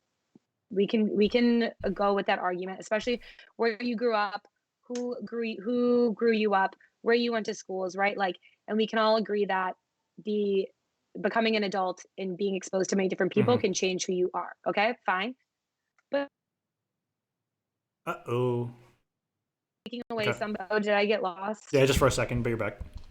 Yeah, but like the whole sexual harassment thing, like, you're a shitty person. You deserve to lose your job. So taking away Especially if you don't anybody's, like come forward with it like of your own moral accord. If you're forced into it, then yeah, you deserve like what's coming towards. yeah, I have no place for sexual harassment. So, Hmm. but yeah, but I kind of agree with you. Like, you do something shitty, somebody finds out, like, you know, that is the way of the world, and you're probably actually not going to get canceled if you're elite enough. You'll Hmm. just go into hiding for a few years, and This is come one back thing that out. I think is curious in like the adaptation, I guess, of like the legacy systems into crypto. How comfortable people are with transparency, with everything that they're doing being like recorded on some public ledger. Um, like I sometimes grapple with like the idea of like, oh, if I put up all my like biometric data, if I put on my like DNA stuff on some sort of uh, crypto track, if I all my music purchases, all of my whatever purchases, how like comfortable do you think a lot of the people who are just I'd spend $1 here and nobody would like bat an eye. I'd buy this much alcohol, nobody would bat an eye. But like now that everything's being more recorded, I don't know, it's itself a kind of a different kind of like monitoring that I'm not sure people are super comfortable with. That's a very fair statement. I never thought about people judging you for how much wine you buy at the store. You're just an adult and No, but life it's the is hard. quality of the No, wine, I'm Megan. kidding. It's the quality of the wine. Oh my gosh, honestly, found some great $8, $9 organic red wine. Always, It's great. all of the best shit's cheap. Yeah, so I do think that's actually a very important point. So, we in the beginning, you talk about this identity where you control your data and you control X, Y, and Z, and you only have to share a certain part of it, right? That's the whole thing. Instead of going to the Hmm. bar and showing like your home address and like I'm 5'5" and have hazel eyes, like, I could just like be like show something that says she's over 21. Not that even I'm like 30 years old, right? So we talk a lot about that in the beginning. I don't think we've seen it come to full realization. And I do think hopefully, I mean, this is something like that hopefully people are working on, but you can have certain wallets and certain identities and certain string of numbers for certain things, right? And the people that are really good at it, like know how to do it. Like they know how to like maintain privacy Hmm. on this global ledger. And for someone to kind of figure out who you were on a ledger that's constantly recording every transaction globally, Hmm. it might be actually kind of hard for somebody to judge you for your purchases. Um, Yeah, but like as new but technology and stuff is kind of. yeah, of course. And like if you are you one of the people that wants to like upload your bio data and like upload your consciousness to live forever? I certainly don't. When I'm dead, I'm dead. I don't need to be around. Oh, I'm 100% down for uploading myself into a. Yeah, I have a few friends that are like some of the people I worked on was hilarious. I think I'm just down to be dead. I'm down to have my energy. Back. I'm down to have my energy go back into the earth. Actually, Mary Oliver talks about this. Like when you die, you don't just like die. Your energy turns into something else, and Mhm. it's it's reappropriated, which is kind of cool. Like technically, like no one's dead. Like their particles and their energy is like Yeah, I've never gotten over helping a flower grow or I've never something. gotten over the likelihood that I'm in some way drinking Jesus's piss. That's more likely than drinking his blood though, so at least you're one step ahead of the church there, But allegedly. Shouldn't say that in jest. I'd say in my mind, like the evolution to where we've gotten from like the the birth of the universe from like the Big Bang and stuff. We're all like the same essential cosmic dust from like the same singularity that exploded. But we are like individually the manifestation of that universe trying to understand itself. And so if we're able to like elongate and better refine the universe's understanding, I feel like that is a little bit more like pious to the universe's will, even though like I'm not against or I'm not for piety or following any sort of like godly intentions. But it just I feel like it serves better the purpose of life. The fact that we are all that we are all stardust and we all come from the same singularity.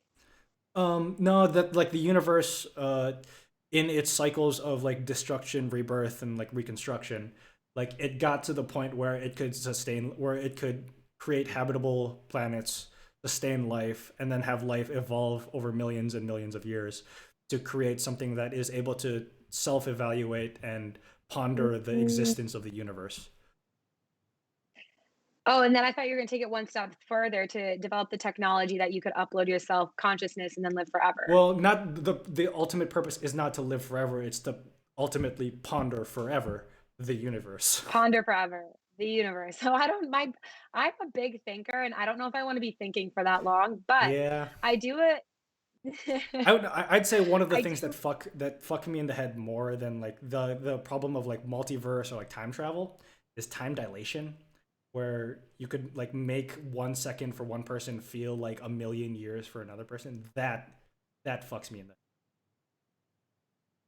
Time is a very fascinating concept, and I spent more time on it, LOL, back when I was working on Aquarius, because everything science fictiony or science oriented, I just spent a lot more time in. Mhm. And time isn't necessarily we know like forward and backward, and it's perception. You're right, it's perception, all these things. But what I do like, so I love the. I think this goes back to me feeling small in front of the art. Mhm. I think when I first heard like we are all like, cosmic dust, or I think it was Neil deGrasse Tyson, like has this beautiful statement on, we're more alike.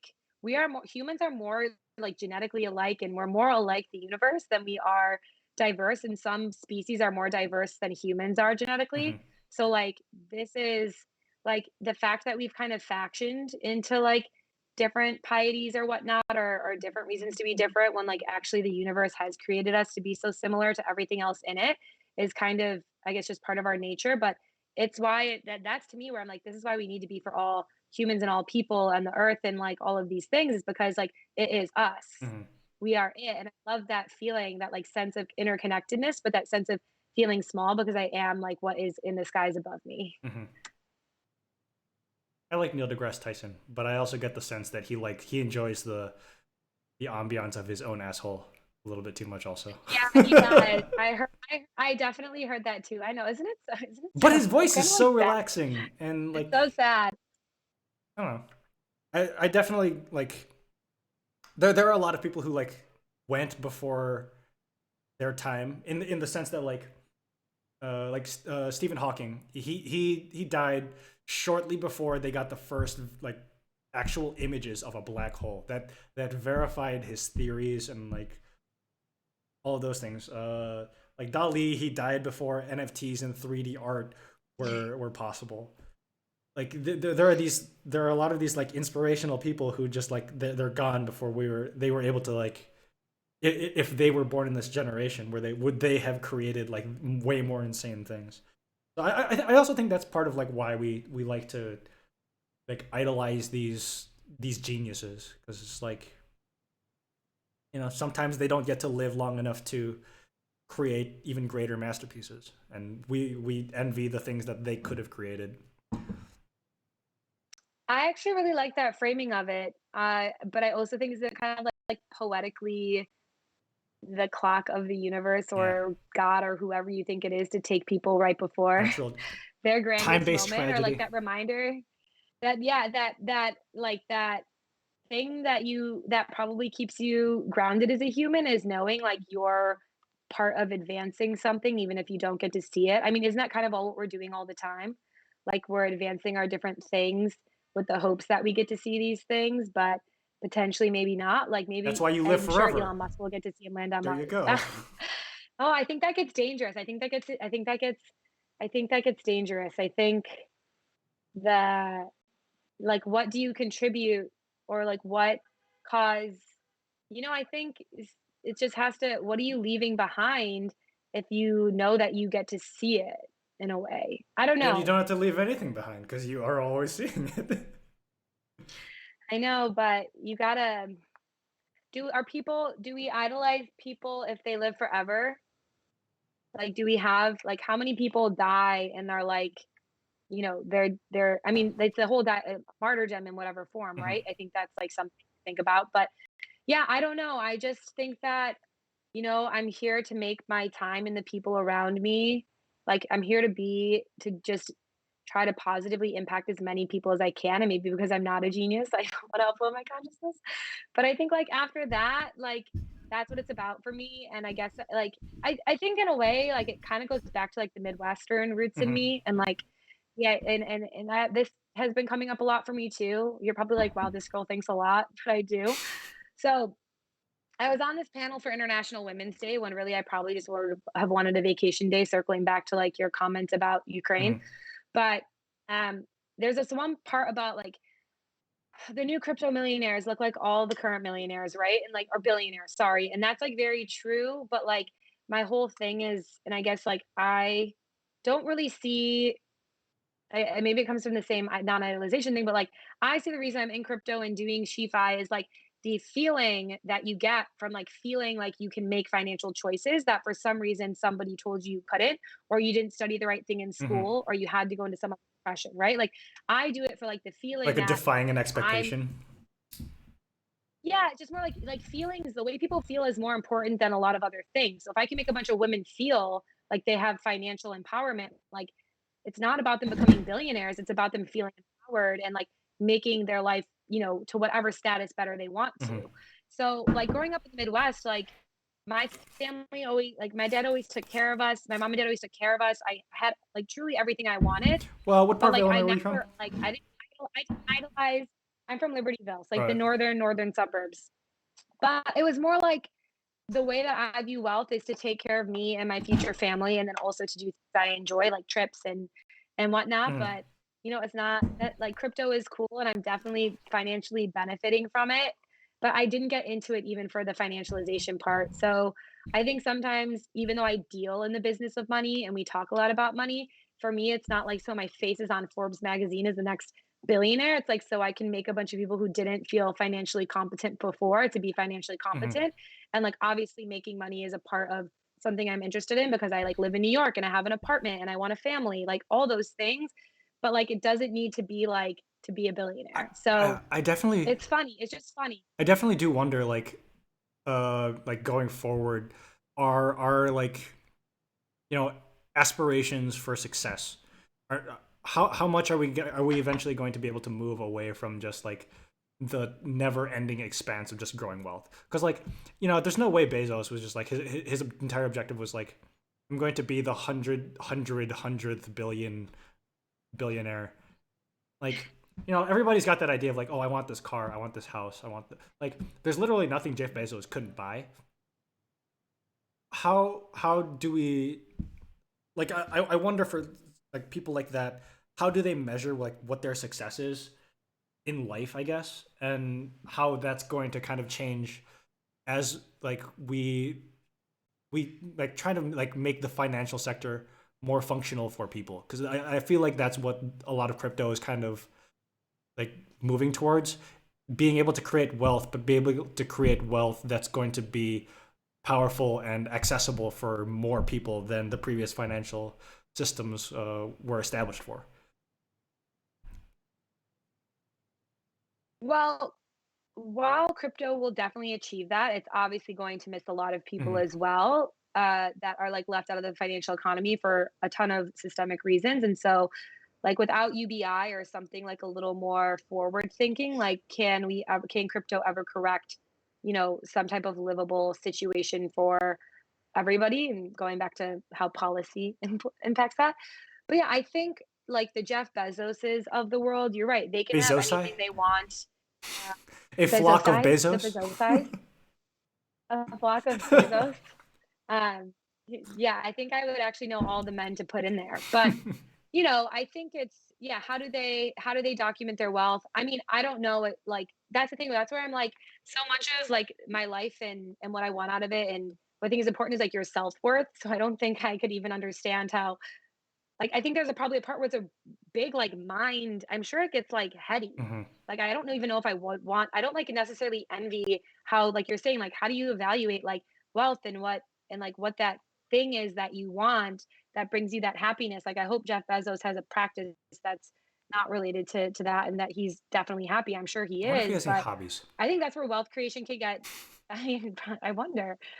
I think that's the thing. It's like, in the crypto world, I guess for a lot of people, as some of us are accruing more wealth, it's like, how do you stay grounded? I mean, this is like, in how do you figure out what makes you happy? I think that's why I like these books called The Artist's Way, or like that's why I like humans and relationships, and I like DJ with my girlfriend just for like fun because it's like, and going back to like performing as a young person, like those are the things that make me happy. Like going to a dance class and like learning a combination and like communicating like a cool dance piece and like an emotion behind it and like that brings me like the most pure form of joy that like no amount of wealth is going to Hmm. change like that feeling, and that feeling comes from like those things, right? So I don't know how Bezos, goes about his wealth or whatever, but I think as we think about getting older and we're all naturally, no matter if you're a billionaire, below that, a thousandaire, I don't know, a hundred Or a thousandaire, normal person. you like a normal person, like you have to figure out like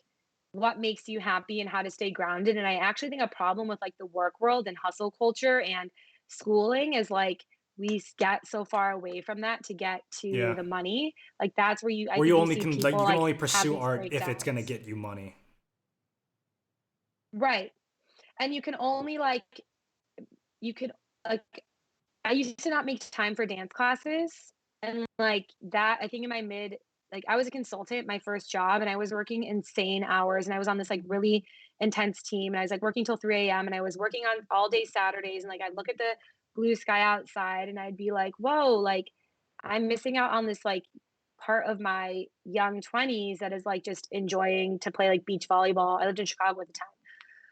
And I do work really hard and I work a lot and I enjoy what I do, but I make time for things Hmm. I love, which is like classes, friends, hosting people, having good conversations in the physical, playing with music, listening to a lot of music, going to shows. And like, I'm pretty protective of my weekends now. And I'm fortunate that I'm a That's place that good. I'm at, but it, take, it takes work to figure that out. Yeah, my It brother took me definitely has like issues with a that little too.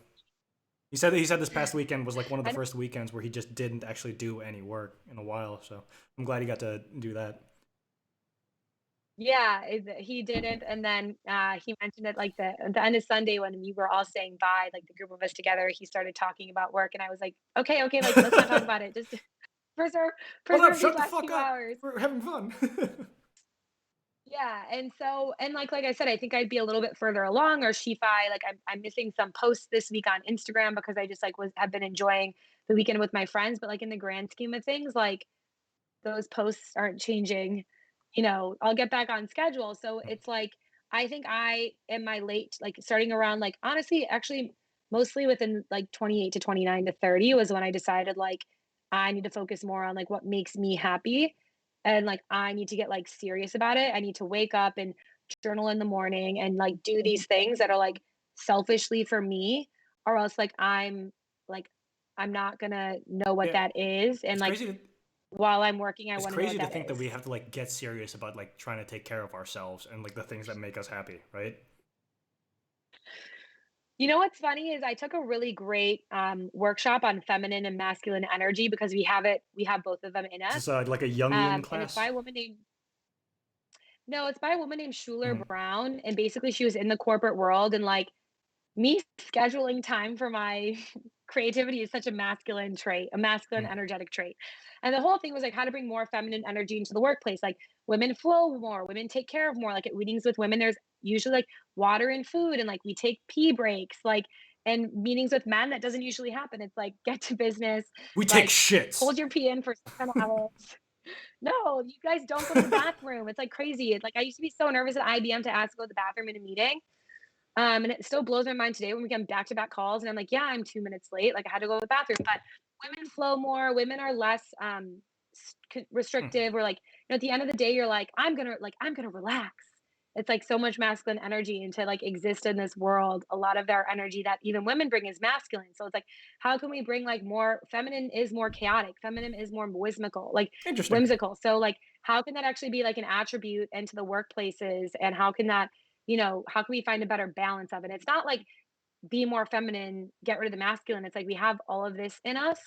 And like how can we like use it to create like more S- harmony in our s- in our workplaces or in what we're So bringing would to the like a feminine table. energy thing kind of be like scheduling like either like a pizza party or like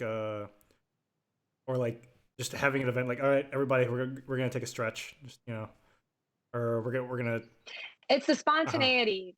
Yeah, so I think it's more like starting the meeting off with a stretch. It's like the caretaking aspect of, yes, like planning a pizza party maybe, and I think that just traditionally falls more on women. Actually, consensus, Maggie Ford, I don't know if you know Maggie Ford yet in, Mochi, but Maggie Ford and I'm Maggie Love, and she was Maggie 1 and I was Maggie 2, and, we would always plan, like, hangouts with the Mm. Maggies, and they'd always kind of have a theme, and the whole point was to gather the Consensus Brooklyn office as a community. So like, let's get out of the office, like, let's go enjoy pizza, let's go to this event. We did a Halloween one, and I really do miss that about work, and I miss that about seeing Maggie, because that's just like a Hmm. pandemic thing, and it just like I do enjoy that. I enjoy getting people out of the Out of like I routines. enjoy, and it's the extrovert. It's the extrovert thing as well. Like I love meeting people. Like I love learning why people tick. Hmm. I love spending time with humans, and I know there's so much more than sitting in front of a computer next to me for like 8 hours a day. And so I do think that's part of it. But the feminine energy thing is more of like the spontaneity or the just like thinking about people more in general. I think like making sure there's water and there's food and like in the beginning of the meeting you can like shoot the Hmm. shit and like it doesn't have to be Serious, like serious. Everything's got to be like numbers and figures. let's start with our male monologues of how impressive we are in every Hmm. meeting, right? It's like, oh my gosh, some men at IBM used to go on forever. I was like, dude, you're an executive sales dude. Like, come on, Yeah, chill. there's this thing my Like, fraternity did back in college that I actually like really loved. It was called Pass the Gavel, and it was always in the agenda listed as like for the good of the fraternity. And we would just like we'd pass the gavel around. Every member would have the opportunity to like it's just like their talking time, talk about how their week was, and there were a lot of like funny stories. There was a lot of like sad moments, people being like thankful for stuff, people being like, oh, I'm grieving right now, I had a hard time with this test, I lost somebody. had a hard time with like a relationship, and it was just like, they had the time to talk, they had the time to like make jokes, they had the time to do whatever. And like, I don't know if would that technically be in like the realm of like the feminine energy thing, because that was awesome. I loved doing that, and like I feel like we definitely grew closer because of it. I actually really love that too, and I think that's like the importance of Hmm. communities, right? And the importance of a group like Mochi because you don't really get that in the workplace. I mean, sometimes like I can tell my bosses like I'm having a bad day or like, there's so much going on with Black Lives Matter, like it's really bumming me out like this world that we live in and they'll actually like we're on a team of 5, so it's a bit different, but they'll ask me more about it. They'll be like, "Oh, they're a bit older." So they'll be like, "My kids who are in college are going through the same things. Do you mind explaining so we can better certain Hmm. kids?" I'll be like, I want to make sure that in my plans for health insurance, like there's money for therapy. And like my bosses will be like, that's an okay topic to talk about. Like, families do therapy, Hmm. stuff like that. Right. And I like really love that. And it feels very special. But I do think that's a more, so I do think like yeah, like the stopping the agenda to get to know somebody or how they're doing is more the feminine energy thing. Like the stopping, like the control, the follow the schedule, the get through this, the taskmasters that we all have in Yeah. ourselves versus like the getting to know people. And I don't necessarily think we're always going to find that in the workplace or even everybody that you work with deserves to know how you're doing, but that's why like your community, like your fraternity, or that's why Mochi is important to me because like those are the communities where I can be like, hey, this is stressing me out. And like, one somebody in Mochi will be like, hey, like, do you want me to call Hmm. you? um and they'll just listen. So I think like I've been thinking, you can probably count how many times I've been saying that in this podcast I was busy counting about serendipitous, but you stopped like within the first 40 minutes. I stopped it. That's good. That's good.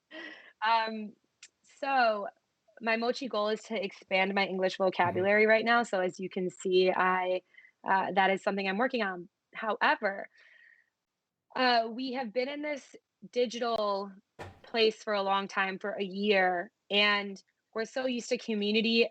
I believe is existing as something physical. I guess as you probably as were a gamer, you had more online communities No, I growing up. played mostly solo games. And I didn't have good internet.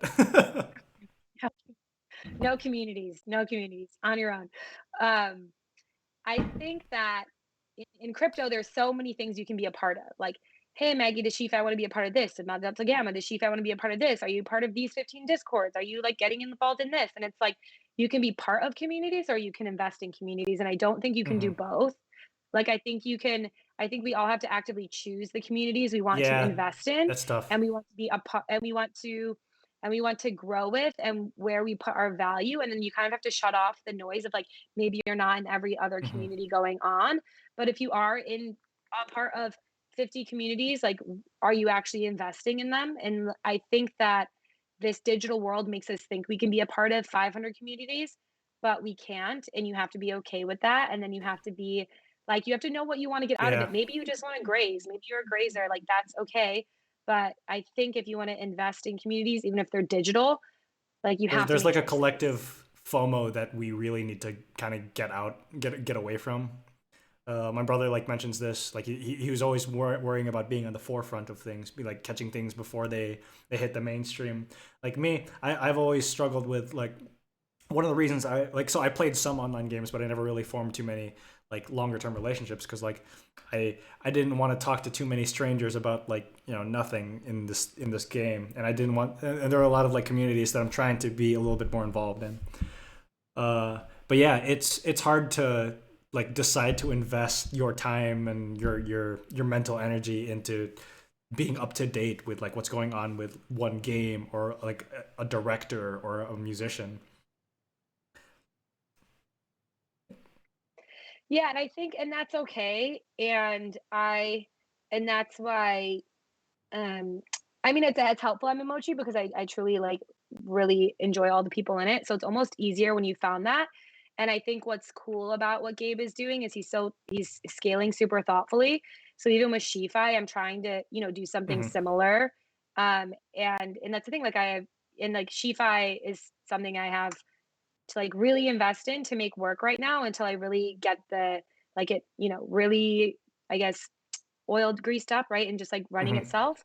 And like that's okay. And I'm gonna miss things. I'm gonna miss opportunities. And I may not be the most well-known person everywhere because I don't have my hands in everything, but like uh, just my relationships and where I put my time is super important. And I think like even and I think this is almost a newer thing of this year. Like I'm like I'm done with the FOMO. Like I know the types of people who are involved in what and the types of people that make me better and the communities that make me better. And I want to give back to those communities rather than try to be somebody across many communities. Yeah, that's good. I definitely appreciate you plugging Mochi way more than I am. It saves me the energy of like having to like work in like, oh yeah, back to Mochi. Da, da, da, da. No, I mean, it was like, I mean, I think it because also I think the Slack started like right before the Mhm. pandemic, or I don't really remember. Like everything that happened last year was like one long but short but 500-year event. Like Tiger King was Yeah, 500 Christ. years ago. So time is a little, this whole, we come back to this concept of time. But like it was a very important community for me during the pandemic. It was a place where I could talk about things and where I started like the album listening hang and Yeah. whatnot. So I So think it's natural that I'm plugging it because I do what spend my groups would you time say you're there. like the most involved with in Mochi? What channels do you kind of Uh, keep the most attention to? Definitely the Twitter channel because I love Twitter. I'm addicted to Twitter. Tweets are a love I don't language. touch it, but I really No, I'm should. kidding, but I think it's oh, it's so, I mean, be careful. It's like the funniest and Mm. scariest and like it's like you experience all the emotions with like one I scroll get that like enough. I I get mainly enough laugh. knowing that it's Trump's preferred medium.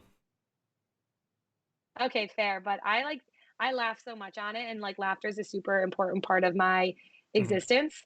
So I appreciate it. But I did start the classic albums by women listening hang. Let me show the book because it's right here. You So I prepped got this everything book. right before this, didn't you?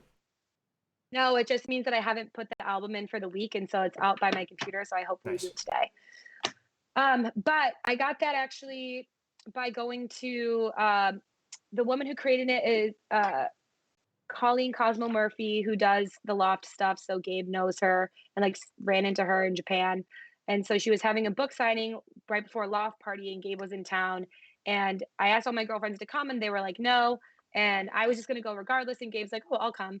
So we went, and then and because he knew her, he also was able like and knew the people there. He's able to get me to the Loft, which is really cool. But I got this book, and it's just been sitting there and I obviously haven't read it, and I'm like, this is the problem with me is I like get these things that I don't utilize them. And then during the pandemic, like what else were we going to do? Um, but I thought of this idea, like, what if I just go through this book week page by like, okay, I should explain it. In this book, there is somebody involved in the music industry, and they pick their most influential album by Hmm. a woman. So this is Don Lutz, filmmaker, DJ, radio broadcaster, and he chose Patti Smith Horses. So by like having a, I was like, what if I post an album every week in Slack by a woman, and like we listen to that, or I give you the opportunity to listen to it, and then you know during the pandemic we were listening more frequently, like every other week we'd get together and listen to something, but now it's like just once a month, and I might even change the day because it's Thursdays and those are tough nights for people. But like just having in a group of people to do it with, it's making me do it, right? So there is something to be said for that idea of community and actually doing things. So I run that channel. So I would say like I'm active in that. Hmm. I'm active in the music channel because I also love music. I'm active in the yield farming channel because it is crypto. I kind of think I started the yield farming channel in a way. Like I was already into the hype, and now Ooh. it's more about like crypto chat. Hmm. Yeah, I think it was like I was the original DGen in Mochi. But we now like now we meet and we talk about different investments we could do as a group, right? So I'm very active in that. I'm still trying to get my And I handle think of it because it like there's just so much going around, and like I'm still trying to learn terminology and shit. yeah, so I think those are my most active channels, like and then I participate in the late stage capitalism one because I think very fascinating conversations happen there. Hmm. And so I would say those are my most active channels. Classic albums, Twitter. I have a Shi-Fi channel. It's not as active yet because I kind of use like the general channel for my Shi-Fi stuff because I'm sort of just sharing it with all of Mochi by way of even though that you're men, you're in Mochi. Hmm. So I guess it counts for something. But the goal is to charge men and keep it free for women though. But So I would say those are my most active channels, and yeah, but I check all of them honestly. I don't read all the stuff, read all the articles posted in all of them, but I do check all of Mhm. them. And I wanted to be involved in a reading club, but that happens on Saturdays, and my extroverted self isn't in on many Saturdays. And then I wanted to do, and I was reading with the reading club, so it was good for me. But just like things have gotten a little crazier Mhm. lately with Shifi picking, and I want to, I like the zine idea. I think it's really awesome. I just also know I don't have enough time for it, so I am trying to be a bit more aware of like my engagement in Mochi. But yeah, it's like crypto stuff, music stuff is probably where you could say I spend most of my Mhm. time. Yeah, I'm helping out with editing for the zine, so a lot of the stuff's really cool. Uh, I think you'll like it. I'm sure it is. I know I will. I definitely will. Well, I'm looking forward one to thing it. I'm curious about. There, I let you plug it. One thing I'm curious about is so like what was what why would you say is like Shifi like really the thing that you're kind of like most motivated in? Why would you say that it is like super necessary and like why specifically do you think more women need to be getting into it? I guess aside from the fact that like it is generally otherwise a largely male dominated space. Yes. So other than that is uh, there's so many studies that show if you are a woman who is in control of your finances or empowered to make financial decisions, like your life is significantly better, Hmm. right? So the optionality you have in life from being financially independent, and I think we like grew up in the era of like a large divorce rate, and we grew up in an era Hmm. where a lot of women give up their uh, like financial But I uh, guess I'm asking. But I'm knowledge. guessing. I guess I'm asking. Like, what would you say is your personal motivation behind it? I guess you're like your feminist stake in it. My feminist stake, my personal motivation is I I'm a female that has a lot of female friends. I love female friendships. I think women bring so much to this world, and I At think they're least fifty awesome. And percent. my yes, my stake in it is like I believe that like when more like okay, so it just truly comes from a place of like wanting people to feel good and empowered, and I just like want to do that. I just want people to Now, but feel you're saying people. like. And you're saying me, what No, drives no, no. me? But you're saying people. You want them to feel empowered. But You want women. okay, I want but I mean, some women can go by them, so we have to be okay, careful. yeah, But, yeah. um, I want women to I believe that crypto is the next financial rails of the world, and I want women to be active participants and leaders in it, and I don't think that's going to happen. You I really hate build it and they will come. There's so many different types of learners out in Hmm. this world, and I believe that some women will prefer this channel, some might not, but there my channel doesn't really exist anywhere else, or the way I'm doing it doesn't exist, and I want to make sure that channel exists. And I've worked in spaces where I've been a part of like every DNI policy making work group, Hmm. right? And like that wasn't working. Like, I'm sorry. If the HR and Men in Power don't care, like there is nothing and if I write a policy that's like every event that we agree to, there should be like two-thirds representation of women, LGBTQIA, transgender, whatever POC. Like Technically, I think it's BIPOC. I need so much BI. BIPOC, Yeah. sorry. I need so much buy-in for that versus if I just teach women to do the Hmm. things. Like, it's kind of like if I just teach women to like play with their money and experiment and know these things, then like naturally there will be more women within the ecosystem or using it and maybe more leaders. And then maybe we don't have to do this whole like hoping that, men remember us Hmm. because like we know how to do it and you're a natural decision. So I think it's more like I've been on all sides of the DNI work and I got tired of it and I just wanted to do it by like empowering women. And I just like I want to see that like women's success. Like I'm not a believer in this like one seat at the table, I'm the one at the top. Like, this whole like idea of leaning in. Like I will say I don't like Sandra Gold, what's her name? Facebook woman. Uh, We're both bad at this isn't gonna work. The woman who wrote Lean In, like we wouldn't have to lean in if there was more of us allowed at the Hmm. table, right? Like lean in is such a I'm a woman, lean in, be the woman with all the men. Like, no, the table should be big enough for women, for all of us, and we should not have to lean in.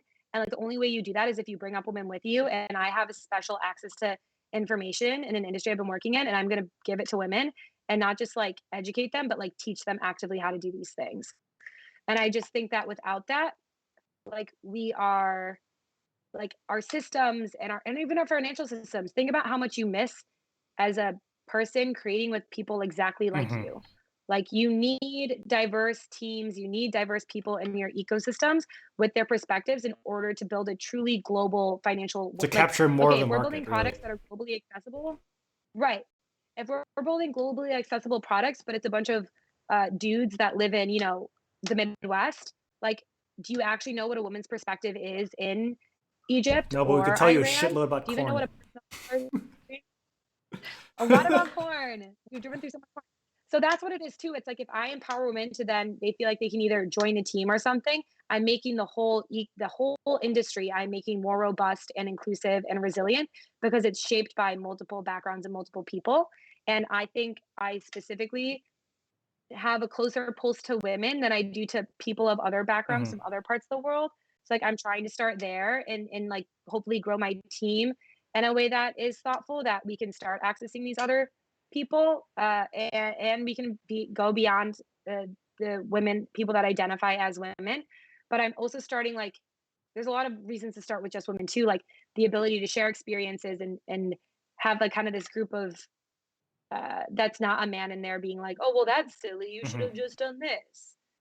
So there's a reason that that's there too. And I know not every woman prefers like women only groups, but the women in SheFi do, and the women who don't prefer that can be a part of a different group, and that's okay. There's like many ways to be a woman in this world and in the groups you want to I identify think with. one of my favorite Ruth Bader Ginsburg.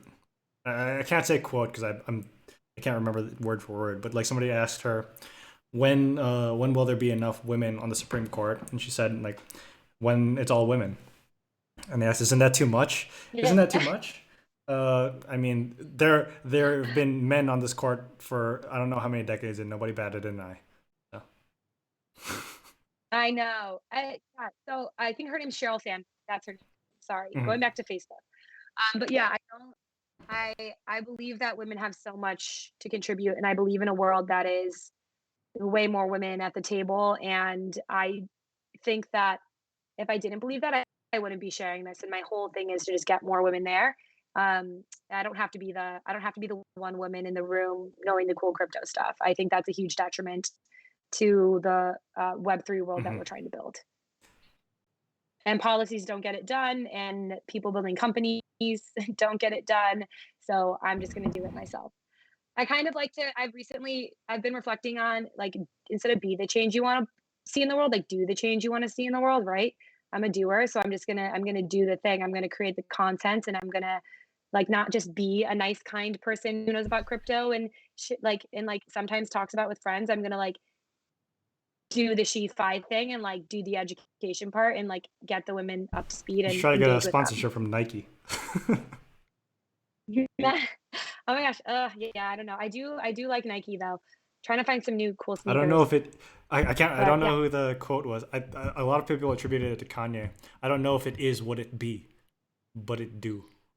Yeah, but I do. All right. Yeah, that's kind of my We're vibe. coming up at time. Any last things that you'd really want to plug that you want to kind of get out there into the world, into the at least the Mochi world, if nobody else watches these podcasts. To the Mochi world, I think I'm okay. I think, Shifi. if you're new Uh, to Mochi, join SheFi, come to Classic Albums by Women. We hang out once a month. Join the channel if you just want to like you got a Discord explore or anything? new female artists without going by an algorithm. Don't have a Discord. I'm a millennial in that way, but I'm trying really hard to I'm get on still the trying to learn Discord it too. game. So that could be fun though, a Classic Albums by Women Discord. But like, yeah, come listen to music that you're not finding through an algorithm. Like that's the biggest plug for Classic Albums. It's like I'm going page by page through a book. I'm not just like hoping Spotify shows me new female artists. So I think that's kind of fun. It's like a different way to explore music. Um, and come to SheFi, ask me questions about DeFi, join the yield farming channel if you're just interested in reading crypto articles. When do your next cohorts If start? Yeah, so one just started on Monday, which was really fascinating and great. So probably not for another like 6 Mm-hmm. months. So unfortunately, I can't say join now. But if you are a late comer and you're a female, I've only done one session with this group, so I could give you the recording and you could get up to speed. So that could work as well. I have been known to like give people the recordings who want to join a Follow bit your Twitter. later. And yeah, oh my gosh, follow my Twitter, Emmy Love Gotta get them follows. _07. The Me Love is because my middle name actually begins with E. Ah. But also follow SheFi on Instagram. So it's SheFi _crypto. The reason I say that is because uh, crypto Twitter is already a little congested, and most of the people I want to bring into SheFi are new to crypto. So I do believe Instagram is the better medium for that. So Alyssa May is helping me Sister? make it look cool, Oh, nice. trendy. Yeah. Because I have no design, like no, I know she's an artist more than a designer, so I'm gonna say she's a true artist. But in that way, she brings a really very, cool and hip and Gen Z aesthetic. So I'm trying to work on that. So come to SheFi _crypto. I want to plug that. You can follow she__fi on Twitter as well. But come hang with us on Instagram. That's where it is. And yeah, follow me on Twitter. I use Twitter part for crypto and part for just like jokes. So don't expect it all to be crypto if you do follow me. And yeah, that's about it. That is all she wrote. All she can remember in the moment. All right. Thank you, Maggie, for being my guest on our Mochi podcast. Yeah. Yeah, you're welcome. Thanks for having me. It was great Absolutely. talking to I enjoyed you. the conversation too. Bye-bye. Bye.